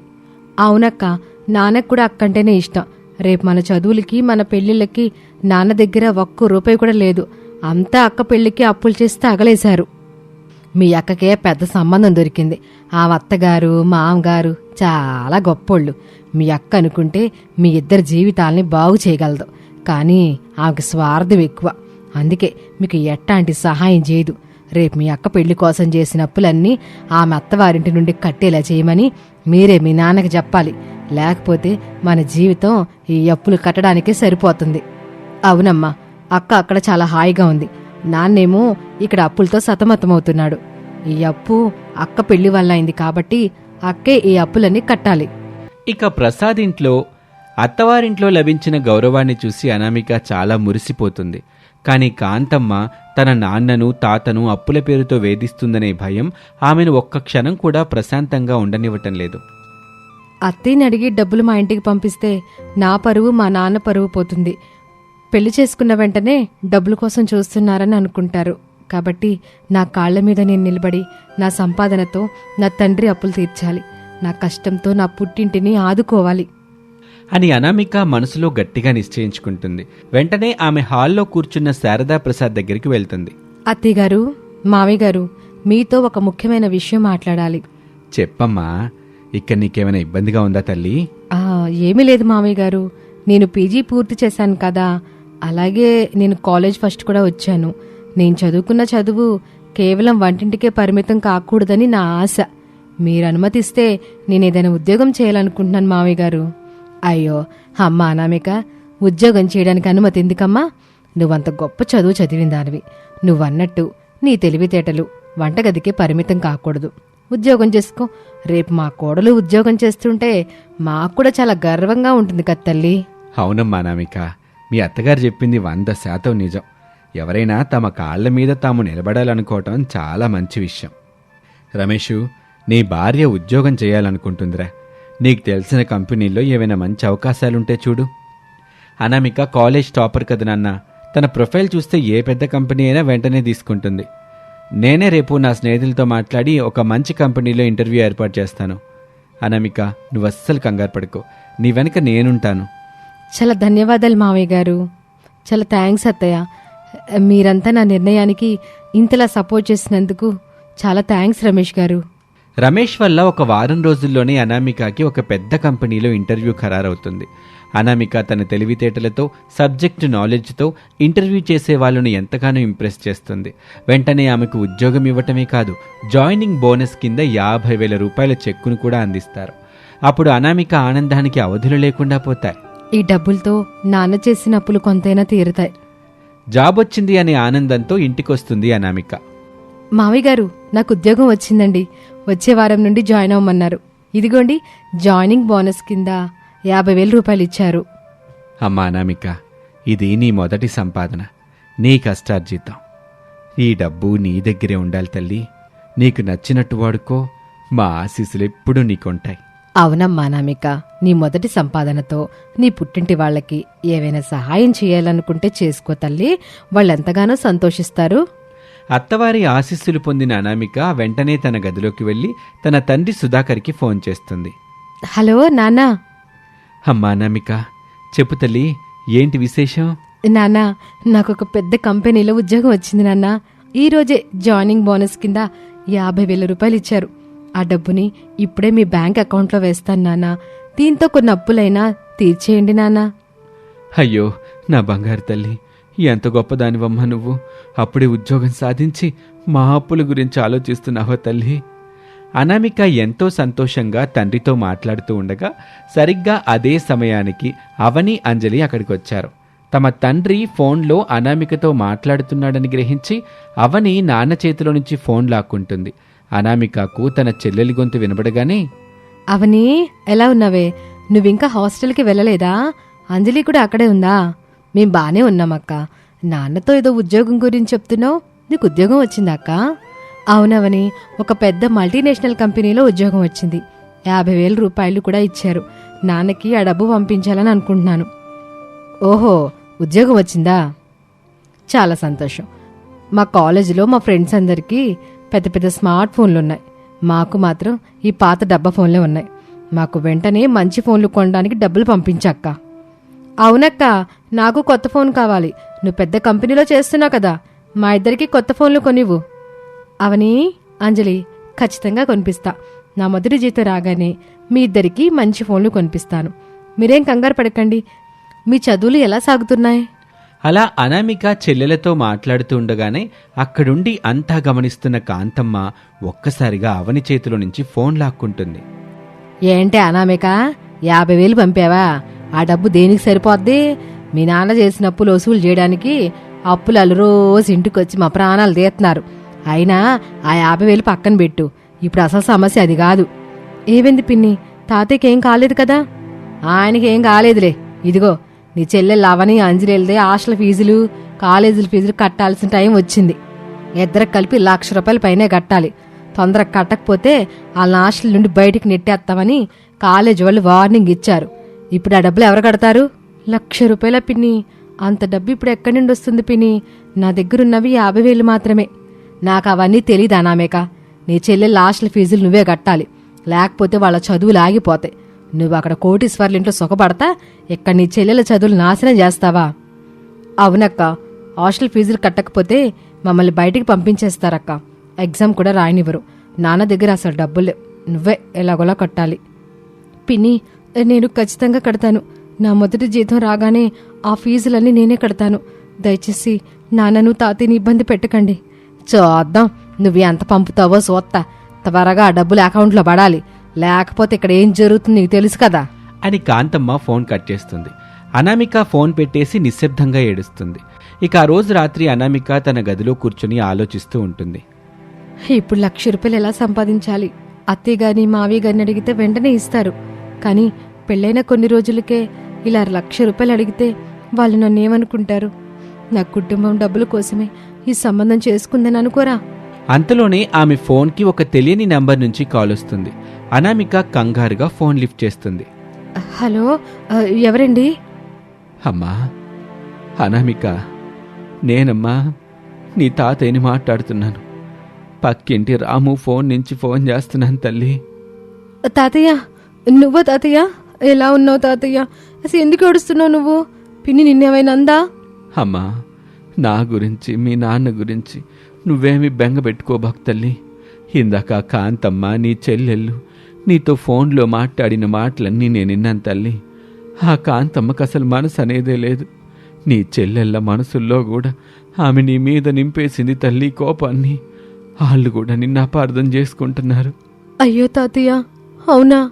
ఆ కాంతమ్మకి నువ్వెంత పంపినా అది మరింత ఎక్కువ అడుగుతూనే ఉంటుందమ్మా. మేమెట్టాగోలా బతుకుతాం తల్లి, నువ్వు మా గురించి బెంగ పెట్టుకోబాకు. తాతయ్య, నా అత్తగారు మామగారు నన్ను సొంత కూతురు కంటే ఎక్కువగా చూసుకుంటున్నారు. నేను మా ఆయన్ని కొంత డబ్బు అడుగుతాను. అదేవిధంగా ఎలాగోలా నా చెల్లెల హాస్టల్ ఫీజులు కడతాను తాతయ్య. నువ్వు నాన్నకి ధైర్యం చెప్పు. నా బంగారు తల్లి, నీలాంటి కూతుర్ని కన్నందుకు నీ తండ్రి ఎంతో పుణ్యం చేసుకుని ఉండాలి తల్లి. నీకెప్పుడు ఆ దేవుడు తోడుగా ఉంటాడమ్మా అని తాతయ్య ఫోన్ కట్ చేస్తాడు. అనామిక అదే సమయంలో ఒక గట్టి నిర్ణయంతో గది నుంచి బయటకొస్తుంది. అవని అంజలిల ఎగ్జామ్ ఫీజు ఎలా కట్టాలో అర్థం కాక అనామిక తన గదిలో అటు ఇటు తిరుగుతూ తీవ్రమైన ఆందోళనతో ఉంటుంది. చెల్లెళ్ళ హాస్టల్ ఫీజు, ఎగ్జామ్ ఫీజు కలిపి 1,00,000 రూపాయలు. అత్తమామల్ని అడగటానికి అనామిక ఆత్మగౌరవం ఒప్పుకోవటం లేదు. ఇప్పుడెలా? 1,00,000 రూపాయలంటే నాకెవరిస్తారు? పోనీ మా ఆవిని అడిగితే ఆయన ఏమనుకుంటారో? ఆయన్ని అడగడం అస్సలు బాగోదు. పోనీ మా ఆయన్ని అడిగితే ఇస్తారేమో, అడిగి చూద్దాం. ఆయన ఒకవేళ ఇస్తే ఆయనకి కొద్ది రోజుల్లోనే తిరిగి ఇచ్చేస్తాను. సరిగ్గా అదే సమయంలో అనామిక ముఖంలో ఆందోళన గమనించిన రమేష్ తన దగ్గరికి వస్తాడు. ఏంటనామిక, ఏదో ఆలోచిస్తున్నావు? నువ్వు దేని గురించి ఆలోచిస్తున్నావో నాతో కూడా చెప్పొచ్చు కదా. ఏవండి, మిమ్మల్ని నేను ఒక సహాయం అడగాలనుకుంటున్నాను, కానీ మీరేమీ అనుకోరు కదా. సహాయమా? ఏంటో చెప్పనామిక. ఏవండి, మా చెల్లెళ్ళు అవని అంజలిల హాస్టల్ ఫీజు, కాలేజ్ ఎగ్జామ్ ఫీజులు కట్టాల్సిన సమయం వచ్చిందట. ఇద్దరికీ కలిపి 1,00,000 రూపాయలు కావాలి. నాన్న దగ్గర అసలు డబ్బులు లేవు. డబ్బులు కట్టకపోతే వాళ్ళని ఎగ్జామ్స్ రాయనివ్వరంట. 1,00,000 రూపాయలు మీ దగ్గరుంటే కాస్త అప్పుగా ఇస్తారా? నా జీతం రాగానే నెల నెలా మీకు తిరిగి కట్టేస్తాను. అనామిక, ఎంత మాట అన్నావు? నువ్వు నన్ను పరాయి వాళ్ళ చూస్తున్నావా? నీ చెల్లెల చదువు కోసం నువ్వు నన్ను అప్పడగటమేంటి? పైగా నా డబ్బులు నాకు తిరిగిస్తావా? అయ్యో, మీరలా అనుకోకండి. మీ మంచితనం నాకు తెలుసు. కానీ పెళ్ళై 3 నెలలైనా కాలేదు. అప్పుడే మా పుట్టింటి ఖర్చులు మీ మీద వేయడం నాకు ఇష్టం లేదండి. చాలు ఈ కాపు నీ ఉపన్యాసాలు. ఇప్పుడే నా అకౌంట్ నుంచి 1,00,000 రూపాయలు నీ అకౌంట్కి ట్రాన్స్ఫర్ చేస్తున్నాను. నువ్వు వెంటనే మీ చెల్లెలకి ఆ డబ్బులు పంపించి వాళ్ళ ఫీజులు కట్టించు. వాళ్ళ చదువుల విషయంలో ఎలాంటి లోటు రాకూడదు, సరేనా? రమేష్ వెంటనే తన ఫోన్ నుంచి 1,00,000 రూపాయలని అనామిక అకౌంట్లోకి పంపిస్తాడు. దాంతో అనామిక ఆనందానికి అవధులు లేవు. ఆమె వెంటనే ఆ డబ్బుల్ని అవని కాలేజ్ అకౌంట్కి ట్రాన్స్ఫర్ చేసి అవనికి ఫోన్ చేస్తుంది. హలో అవని, మీ ఇద్దరి హాస్టల్ ఫీజులు, ఎగ్జామ్ ఫీజులు మొత్తం 1,00,000 రూపాయలు ఇప్పుడే మీ కాలేజ్ అకౌంట్కి కట్టేశానమ్మా. రసీదు కాసేపట్లో మీ ఫోన్కి వచ్చేస్తుంది. మీరేం కంగారు పడకుండా బాగా చదివి పరీక్షలు రాయండి. అక్క, నిజంగానే ఫీజు మొత్తం కట్టేశావక్క? 1,00,000 రూపాయలు అలా ఎలా సర్దగలిగేవక్క? నువ్వు నిజంగా చాలా గ్రేట్ అక్క. అలాగే నీకు చాలా చాలా థ్యాంక్స్ అక్క అని అంజలి కూడా వెనక నుంచి కేకలు వేస్తూ మరీ చెప్తుంది. పర్లేదులే చెల్లెళ్ళు, మీరు బాగా చదువుకుంటే నాకు చాలు. All the best. అనామిక ఫీజులు కట్టడంతో అవని అంజలి మనసులో అక్క మీద చాలా మంచి అభిప్రాయం, గౌరవం ఏర్పడ్డాయి. ఇద్దరూ రూంలో కూర్చుని అనామికను మెచ్చుకుంటున్నారు. సరిగ్గా అదే సమయంలో వంటింట్లో నుంచి కాంతమ్మ వాళ్ళ గదిలోకి వస్తుంది. ఆమె వాళ్ళ మాటలు విని, ఏంటి అవని, ఏంటి అంజలి, మీ అక్కకి అప్పుడే భజనలు చేయడం మొదలెట్టారా ఏంటి? ఏదో ఆకాశం నుండి ఊడిపడ్డ దేవతలాగా ఆవును పొగిడేస్తున్నారు.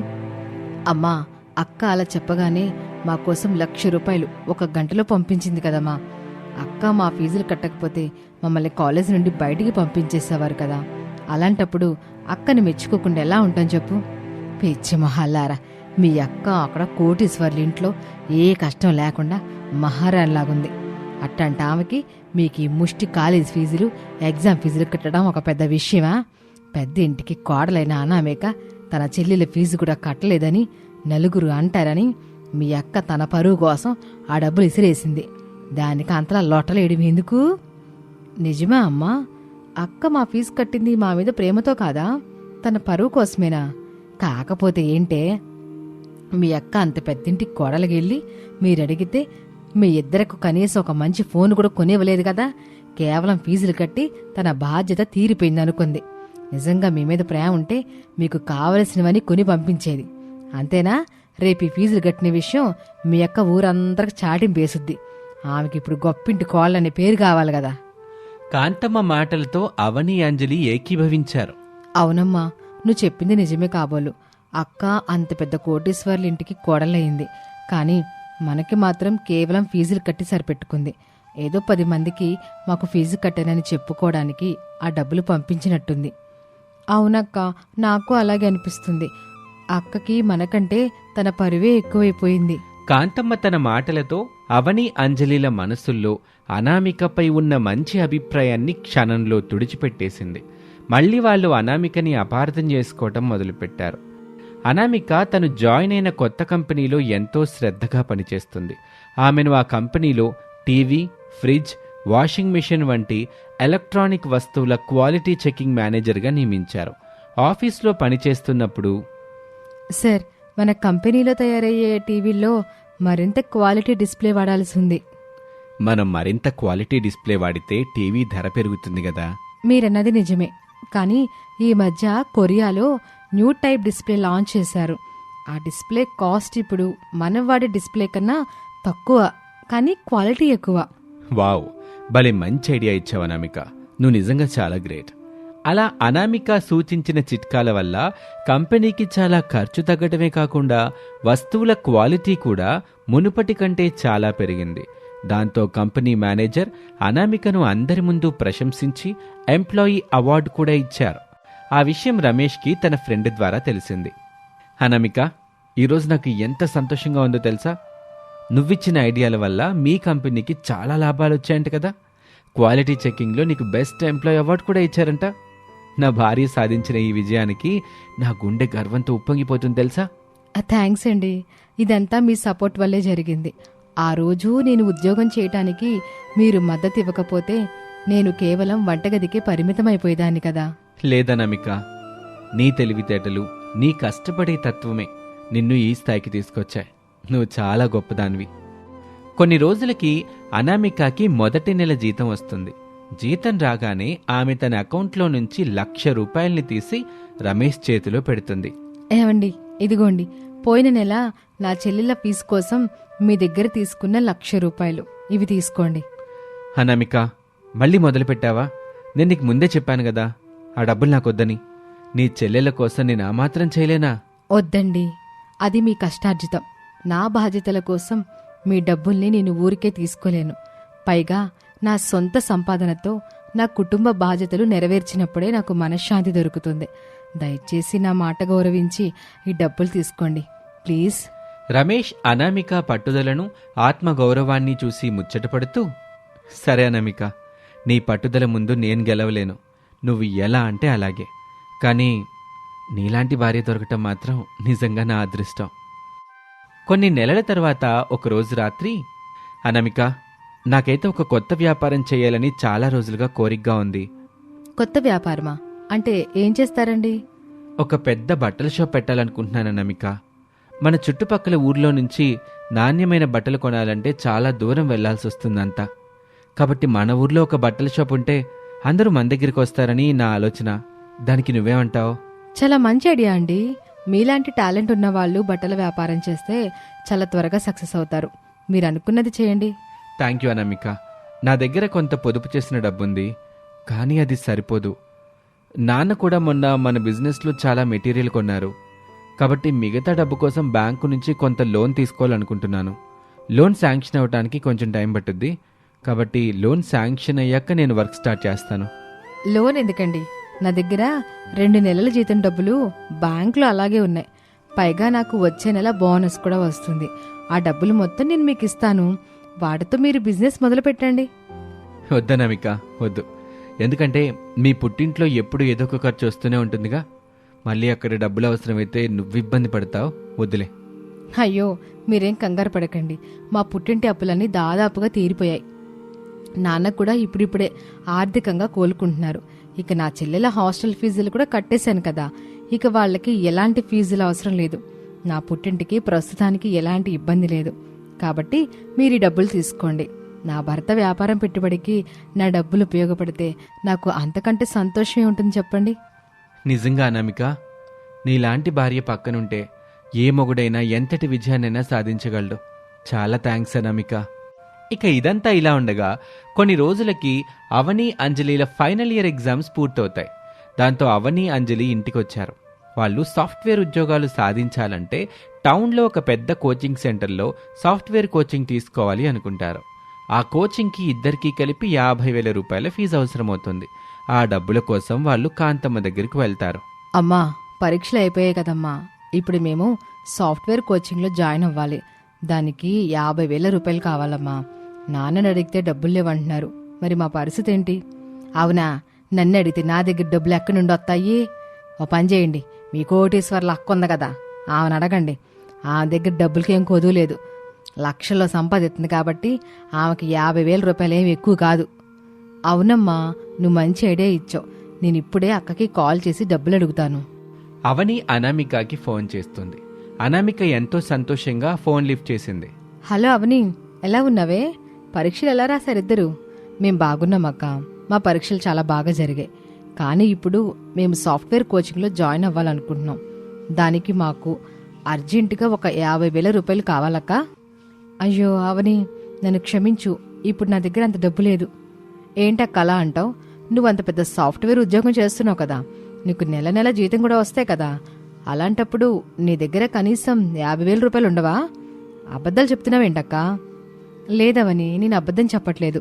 నా దగ్గర ఉన్న 2 నెలల జీతం డబ్బులు మీ బావగారికి చాలా అర్జెంటుగా పెట్టుబడికి అవసరమైతే ఇచ్చేశాను. అందుకే నా అకౌంట్లో ఇప్పుడు రూపాయి కూడా లేదు. నా మాట నమ్మవని. చాలక్క చాలు. ఇక నీ అబద్ధాలు ఆపు. నాకు ఇప్పుడు అర్థమైంది. మాకు డబ్బులు ఇవ్వడం నీకు ఇష్టం లేదు. అందుకే ఇలా అబద్ధాలు చెప్తున్నావు. బావగారికి వ్యాపారానికి డబ్బులు కావాలంటే వాళ్ళ నాన్నగారు చాలా పెద్ద కోటీశ్వరులు కదా, ఆయన ఇస్తారు కదా. నీ జీతం డబ్బులే కావాలా ఏంటి? నీకు స్వార్థం ఎక్కువైపోయిందక్క. నిజంగా మమ్మల్ని నీ తోబుట్టులుగా, నీ చెల్లెలుగా అనుకుంటే నువ్వు ఇలా అబద్ధాలు చెప్పి తప్పించుకునేదానివా అక్క? అవని మాటలకి అనామిక గుండె పగులుతుంది. అవని, ఎంత మాట అన్నావు అవని? అవని అనామిక చెప్పేది వినకుండా ఆవేశంతో ఫోన్ కట్ చేస్తుంది. అక్కడ వీరాపురంలో ఫోన్ కట్ చేశాక అవని, అంజలి, కాంతమ్మ ముగ్గురు కలిసి అనామికను తిట్టడం మొదలు పెడతారు. కోటీశ్వరుల ఇంట్లో ఉంటూ మనకు 50,000 ఇవ్వటానికి కూడా అబద్ధాలు చెప్తుంది. ఇకపై ఆమెకు ఎవ్వరూ ఫోన్ చేయకూడదు అని కాంతమ్మ తన కూతుర్లకు చెప్తుంది. అవని, అంజలి కోపంతో ఊగిపోతున్నారు. కాంతమ్మ కూడా వారి కోపానికి ఆజ్యం పోస్తుంది. సరిగ్గా అదే సమయంలో రాఘవయ్య గారు వణుకుతున్న చేతులతో లోపలికొచ్చి వారి మాటలు విని తీవ్రంగా కలత చెందుతాడు. నాకు తెలుసమ్మా, మన అనామిక అక్కకి మనకంటే అత్తవారింటి పరువే ఎక్కువైపోయింది. అక్కకి పెద్ద ఉద్యోగం వస్తే కళ్ళు నెత్తికెక్కే. లక్షల్లో జీతం పెట్టుకుని మనకివ్వడానికి 50,000 కూడా లేవని అబద్ధాలు చెప్తుంది. అవునక్క, తనేదో మన జీవితాలు నిలబెడుతున్నట్టు ఆ రోజు పెద్ద బిల్డప్ ఇచ్చింది. తీరా మనకి నిజంగా అవసరమైనప్పుడు డబ్బులు ఇవ్వడానికి చేతులెత్తేసింది. అసలు తనని మనం అక్క అని పిలవడమే వేస్ట్. హోసే, అవని, అంజలి, నోరు ముయ్యండే. అనామిక గురించి ఇంకొక్క మాట తప్పుగా మాట్లాడితే నేను ఊరుకోను. అసలు మీ ఇద్దరికి బుద్ధనేదుందా? ఆ పిల్ల మీకోసం తన భర్తని వేడుకొని మరీ మీ హాస్టల్ ఫీజులు, ఎగ్జామ్ ఫీజులు కట్టింది. అప్పుడు మీ అక్క మంచితనం మీకు కనిపించలేదా? కానీ ఇప్పుడు తన సంపాదనని భర్త వ్యాపారం కోసం ఇస్తే దాని స్వార్థం అంటారా? అంటే మీకు డబ్బులిస్తే అనామిక మంచిది, లేకపోతే చెడ్డదా? అనామికని మీరు అర్థం చేసుకునేది ఇదేనా? అబ్బో, అనామికని ఒక మాట అనగానే పొడుచుకొచ్చేసింది కోపం. ఇప్పటిదాకా మేము విన్నది మీరు చెప్పింది చాలు. ఇక మీ పాత సోద ఆపండి. మీ పెద్ద మనవరాలు ఎట్టాగో చేతులు ఎత్తేసింది, మాకు సహాయం చేయలేనని ముఖం మీదే చెప్పేసింది. ఇప్పుడు నా కూతుళ్ళ భవిష్యత్తు కోసం నేను ఎవరి కాలైనా పట్టుకుంటాను. వడ్డీ వ్యాపారి దగ్గర అప్పు చేసైనా సరే నా కూతుళ్లను కోచింగ్కి పంపిస్తాను. మాకు ఎవరి దయాదాక్షణ్యాలు అవసరం లేదు. అవును తాతయ్య, అమ్మ చెప్పింది నిజం. ఈరోజు మాకు మొహం చాటేసిన అక్క సహాయం మాకు ఇకపై ఎప్పటికీ వద్దు. మేము ఆమెకంటే పెద్ద స్థాయికి వెళ్ళి మేమంటే ఏంటో ఆమెకి చూపిస్తాం. కాంతమ్మ అన్నట్టుగానే వెంకటేష్ అనే వడ్డీ వ్యాపారి దగ్గర చాలా ఎక్కువ వడ్డీకి 50,000 రూపాయలు అప్పు తెచ్చి అవని అంజలిలను సాఫ్ట్వేర్ కోచింగ్కి పంపిస్తుంది. అనామిక మీద అవని అంజలికి కోపం నూరిపోసి ఆమె పేరు కూడా ఇంట్లో ఎవ్వరూ ఎత్తకూడదని కాంతమ్మ శాసిస్తుంది. కొన్ని నెలలు గడిచాయి. అనామిక రాత్రి పగలు తన చెల్లెలకు ఫోన్ చేయటానికి ప్రయత్నిస్తూనే ఉంది. కానీ అవని అంజలి ఆమె కాల్స్ అస్సలు రిసీవ్ చేసుకోవటం లేదు. ఒకవేళ పొరపాటును లిఫ్ట్ చేసినా వెంటనే పెట్టేస్తున్నారు. ఈలోగా అవని అంజలిలు కోచింగ్ పూర్తి చేసుకుని ఒక ప్రముఖ సాఫ్ట్వేర్ కంపెనీలో ఉద్యోగాలు సాధిస్తారు. వాళ్లకు ఉద్యోగాలు వచ్చిన విషయం సుధాకర్ గారి ద్వారా అనామికకు తెలుస్తుంది. అనామిక ఎంతో సంతోషంగా వాళ్లకు అభినందనలు చెప్పటానికి మళ్లీ ఫోన్ చేస్తుంది. అవని, మీ ఇద్దరికి సాఫ్ట్వేర్ కంపెనీలో ఉద్యోగాలు వచ్చాయట కదా అంజలి. మీకు కంగ్రాచులేషన్స్. నాకెంతో సంతోషంగా ఉందో తెలుసా? థ్యాంక్స్. కానీ మాకు కంగ్రాట్స్ చెప్పడానికి నీకు ఎలాంటి అర్హత లేదనామిక. మేము మా కష్టంతో ఉద్యోగాలు సాధించుకున్నాం. అప్పుడు మాకు ఎలాంటి సహాయం చేయడానికి నీకు చేతులు రాలేదు కదా. ఇప్పుడేమో మాకు జాబ్స్ రాగానే మళ్ళీ మాతో మాటలు కలుపుకోవడానికి మాకు కాల్ చేస్తున్నావా? అవని, ఎందుకలా మాట్లాడుతున్నావు? నేనిప్పుడు మీ క్షేమం కోరుకునేదాన్ని. ఆ రోజు మీరు అడిగినప్పుడు నా దగ్గర నిజంగానే డబ్బులు లేవు. నన్ను నమ్మవని. చాలు చాలు, ఇలాంటి అబద్ధాలు వినే మూడ్లో మేం లేం. మాకు సహాయం చేయని నీతో మాట్లాడాల్సిన అవసరం మాకు లేదు. మా దారి మేం చూసుకున్నాం. ఇకపై మాకు ఫోన్ చేసి మమ్మల్ని విసిగించుకో. అలా అంజలి చెప్పాక అవని ఫోన్ కట్ చేస్తుంది. అవని అంజలి మాటలకి అనామిక గుండె పగిలినంత పనవుతుంది. తన సొంత చెల్లెల్లే తనను ఇంతలా ద్వేషిస్తున్నందుకు ఆమె బోరున ఏడుస్తుంది. కాలం వేగంగా గిర్రున తిరిగింది. అవని అంజలికి మంచి కంపెనీలలో ఉద్యోగాలు రావటంతో కాంతమ్మకు ఇప్పుడు వాళ్లకు పెళ్లిళ్లు చెయ్యాలనే ఆరాటం మొదలైంది. దాంతో ఆమె చుట్టుపక్కల గ్రామాల్లో, పట్టణాల్లో మంచి సంబంధాల కోసం వెతకటం మొదలుపెట్టింది. కానీ కాంతమ్మ కోచింగ్ కోసం చేసిన అప్పుల వల్ల వాళ్లకున్న కొద్దిపాటి పొలం కూడా తాకట్టులో ఉండిపోతుంది. చేతిలో ఆస్తిపాస్తులేమీ లేవు. ఈ విషయం పెళ్లి చూపులకొచ్చే సంబంధాల వారికి తెలియగానే వాళ్లంతా వెనక్కి తగ్గిపోతున్నారు. కాంతమ్మ గారు, సంబంధాలైతే చాలా బాగున్నాయి, కానీ వాళ్ళంతా కనీసం ఓ 10 తులాల బంగారం, ఓ 5 ఎకరాల భూమైనా ఉన్న డబ్బున్న సంబంధం గురించి అడుగుతున్నారు. మీరేమో ఉన్న 2 ఎకరాల పొలాన్ని కూడా తాకట్టు పెట్టారు. పైగా మీ చేతిలో చిల్లిగవ్వలేదు. ఇలా అయితే మీకు సంబంధాలు ఎలా కుదురుతాయి? అయ్యో, అట్టనకండి. మా అమ్మాయిలిద్దరూ సాఫ్ట్వేర్ ఉద్యోగాలు చేస్తున్నారు కదా. నెలకి వేలల్లో జీతం వస్తుంది. మా అమ్మాయిల జీతం చూసి ఎవరైనా మా అమ్మాయిల్ని పెళ్లి చేసుకోరా? ఈ రోజుల్లో ఆడపిల్లల ఉద్యోగం కంటే వాళ్ళకి ఎంత ఆస్తుందనేదే ముఖ్యం కాంతమ్మగారు. మీ ఇల్లేమో పాతది, చేతిలోనేమో ఆస్తి లేదు. అందుకే మీ కూతుళ్ళని చేసుకోవడానికి ఎవ్వరూ ముందుకు రావటం లేదు.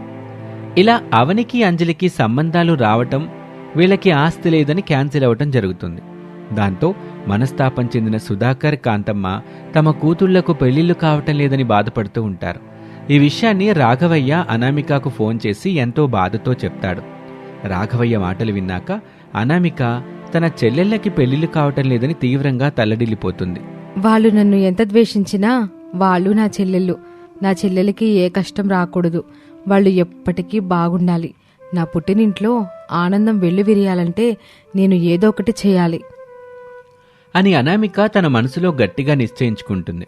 ఇలా ఉండగా ఒకరోజు అనామిక హాల్లో కూర్చొని తన చెల్లెళ్ళకి మంచి సంబంధం ఎలా తీసుకురావాలా అని ఆలోచిస్తూ ఉంటుంది. అనామిక అలా తీవ్రంగా ఆలోచించటం శారద చూసి, ఏమ్మా అనామిక, దేని గురించి అంతలా ఆలోచిస్తున్నావమ్మా? నీకు ఎలాంటి ఇబ్బంది లేకపోతే నువ్వు ఆలోచిస్తున్న విషయం ఏమిటో నాకు చెప్పమ్మా. శారద అలా పిలవటంతో అప్పుడు అనుకోకుండా అనామిక మనసులో ఒక ఆలోచన వచ్చింది. ఆ ఆలోచన సరైందా కాదా అని ఆమెకు తెలీదు. కానీ తన అత్తయ్యకి తన మనసులో మాట చెప్పాలనుకుంది అనామిక. అత్తయ్యగారు, మిమ్మల్ని ఒక పెద్ద కోరిక కోరాలనుకుంటున్నాను, కానీ మీరు కాదు అనకూడదు అత్తయ్యగారు. ఏంటమ్మా అనామిక, పెద్ద కోరిక ఏంటో చెప్పు తల్లి. అత్తయ్యగారు, మన సురేష్ బాబు అరుణ్ బాబు ఇద్దరికి మనం పెళ్లి సంబంధాలు చూస్తున్నాం కదా. అవునమ్మా, కానీ నీలాగా మంచితనం, ఓర్పు, సహనం ఉన్న అమ్మాయిలు వాళ్ళకి దొరకాలి కదమ్మా. అయినా ఆ విషయానికి నువ్వు చెప్పబోయే విషయానికి సంబంధం ఏమిటమ్మా? అదేంటంటే అత్తయ్య, నా చెల్లెళ్ళు అవని అంజలిలకు కూడా పెళ్లి సంబంధాలు చూస్తున్నారు. కానీ మా నాన్న దగ్గర ఆస్తి లేదని నా చెల్లెళ్ళని చేసుకోవడానికి ఎవరు ముందుకు రావడం లేదు. సురేష్కి అవనిని, అరుణ్కి అంజలిని ఇచ్చి పెళ్లి చేస్తే ఆ రెండు జంటలు మన కళ్ళ ముందే ఉంటాయి కదా అత్తయ్యగారు. పైగా అవని అంజలిలు ఇప్పుడు మంచి కంపెనీలో ఉద్యోగాలు చేస్తున్నారు. నా చెల్లెళ్ళు చాలా మంచివాళ్ళు అత్తయ్య. దయచేసి ఈ సంబంధానికి మీరు ఒప్పుకోండి అత్తయ్యగారు. అనామిక అలా అడగటంతో శారద ఒక్క క్షణం షాక్ అయింది. ఆ తర్వాత తేరుకొని, అనామిక, నీదెంత గొప్ప మనసమ్మా. అక్కా చెల్లెళ్ళు నిన్నెన్ని మాటలన్నా నువ్వింకా వాళ్ల గురించి ఆలోచిస్తున్నావా తల్లి? అత్తయ్య, నా చెల్లెళ్ళు చాలా మంచివాళ్లు. కానీ ఒక చిన్న అపార్థం వలన నేను వాళ్ళకి దూరమయ్యాను. కానీ వాళ్ళకి నా మీద ఉన్న ప్రేమ ఎప్పటికీ పోదత్తయ్య. అవునా, నాకు వాళ్ళ మీద అంత నమ్మకం లేదు, కానీ నీ మాట మీద నాకు పూర్తి నమ్మకం ఉంది. నువ్వు బెంగ పెట్టుకోకమ్మా. ఈ పెళ్లికి మీ మామయ్య గారిని, సురేష్ని, అరుణ్లని నేనే ఒప్పిస్తాను. శారద చెప్పినట్టే ప్రసాద్తో రమేష్, సురేష్, అరుణ్తో మాట్లాడి పెళ్లికొప్పిస్తుంది. సురేష్, అరుణ్లు కూడా అనామిక మంచితనాన్ని చూసి, వదినగారి మాట మాకు శాసనం, ఆమె చెల్లెళ్లను పెళ్లి చేసుకోవడానికి మాకు ఎలాంటి అభ్యంతరం లేదు అని ఒప్పుకుంటారు. ఒకరోజు రమేష్, అనామిక, శారద, ప్రసాదు కలిసి వీరాపురంలోని సుధాకర్ ఇంటి ముందుకు తమ కారులో వచ్చి ఆగుతారు. చెప్పా పెట్టకుండా వాళ్ళు రావటం చూసి గుమ్మంలో నిలబడ్డ కాంతమ్మ, సుధాకరు, రాఘవయ్య నిర్ఘాంతపోతారు. నమస్కారం అండి బావగారు.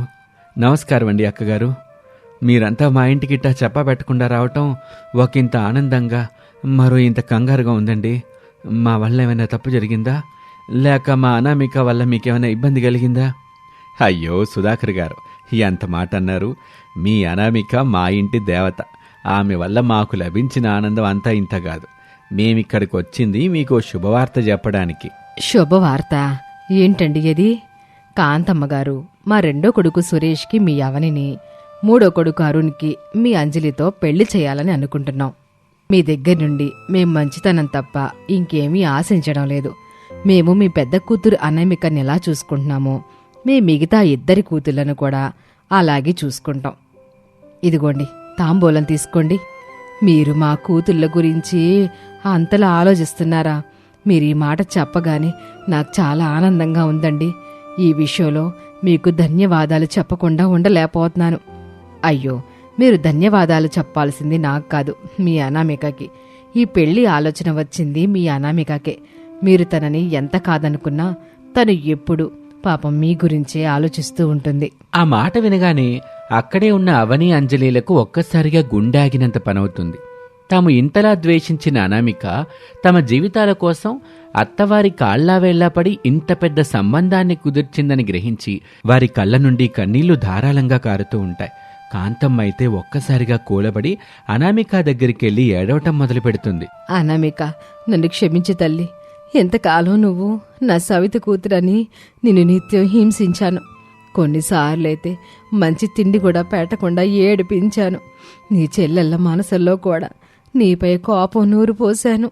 అయినా నువ్వు నీ చెల్లెళ్ళ జీవితాల కోసం ఇంత బాగా ఆలోచిస్తున్నావా తల్లి? నన్ను క్షమించి తల్లి. ఇంతకాలం నేను చేసిన పాపానికి ప్రాయశ్చిత్తం లేదు. అయ్యో పిన్ని, అలాంటికి పిన్ని, నువ్వు నాకు తల్లి లాంటి దానివి. నువ్వు చేసిన పనులేవి నేను మనసులో పెట్టుకోలేదు.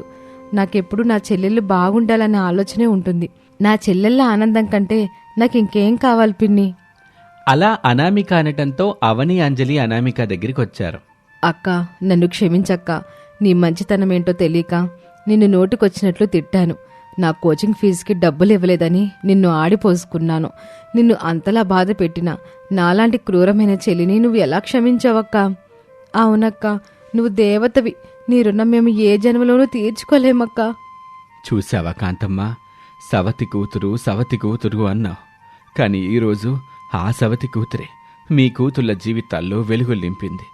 ఆడపిల్ల ఓపిక భూమంత గొప్పదని మన అనామిక నిరూపించింది.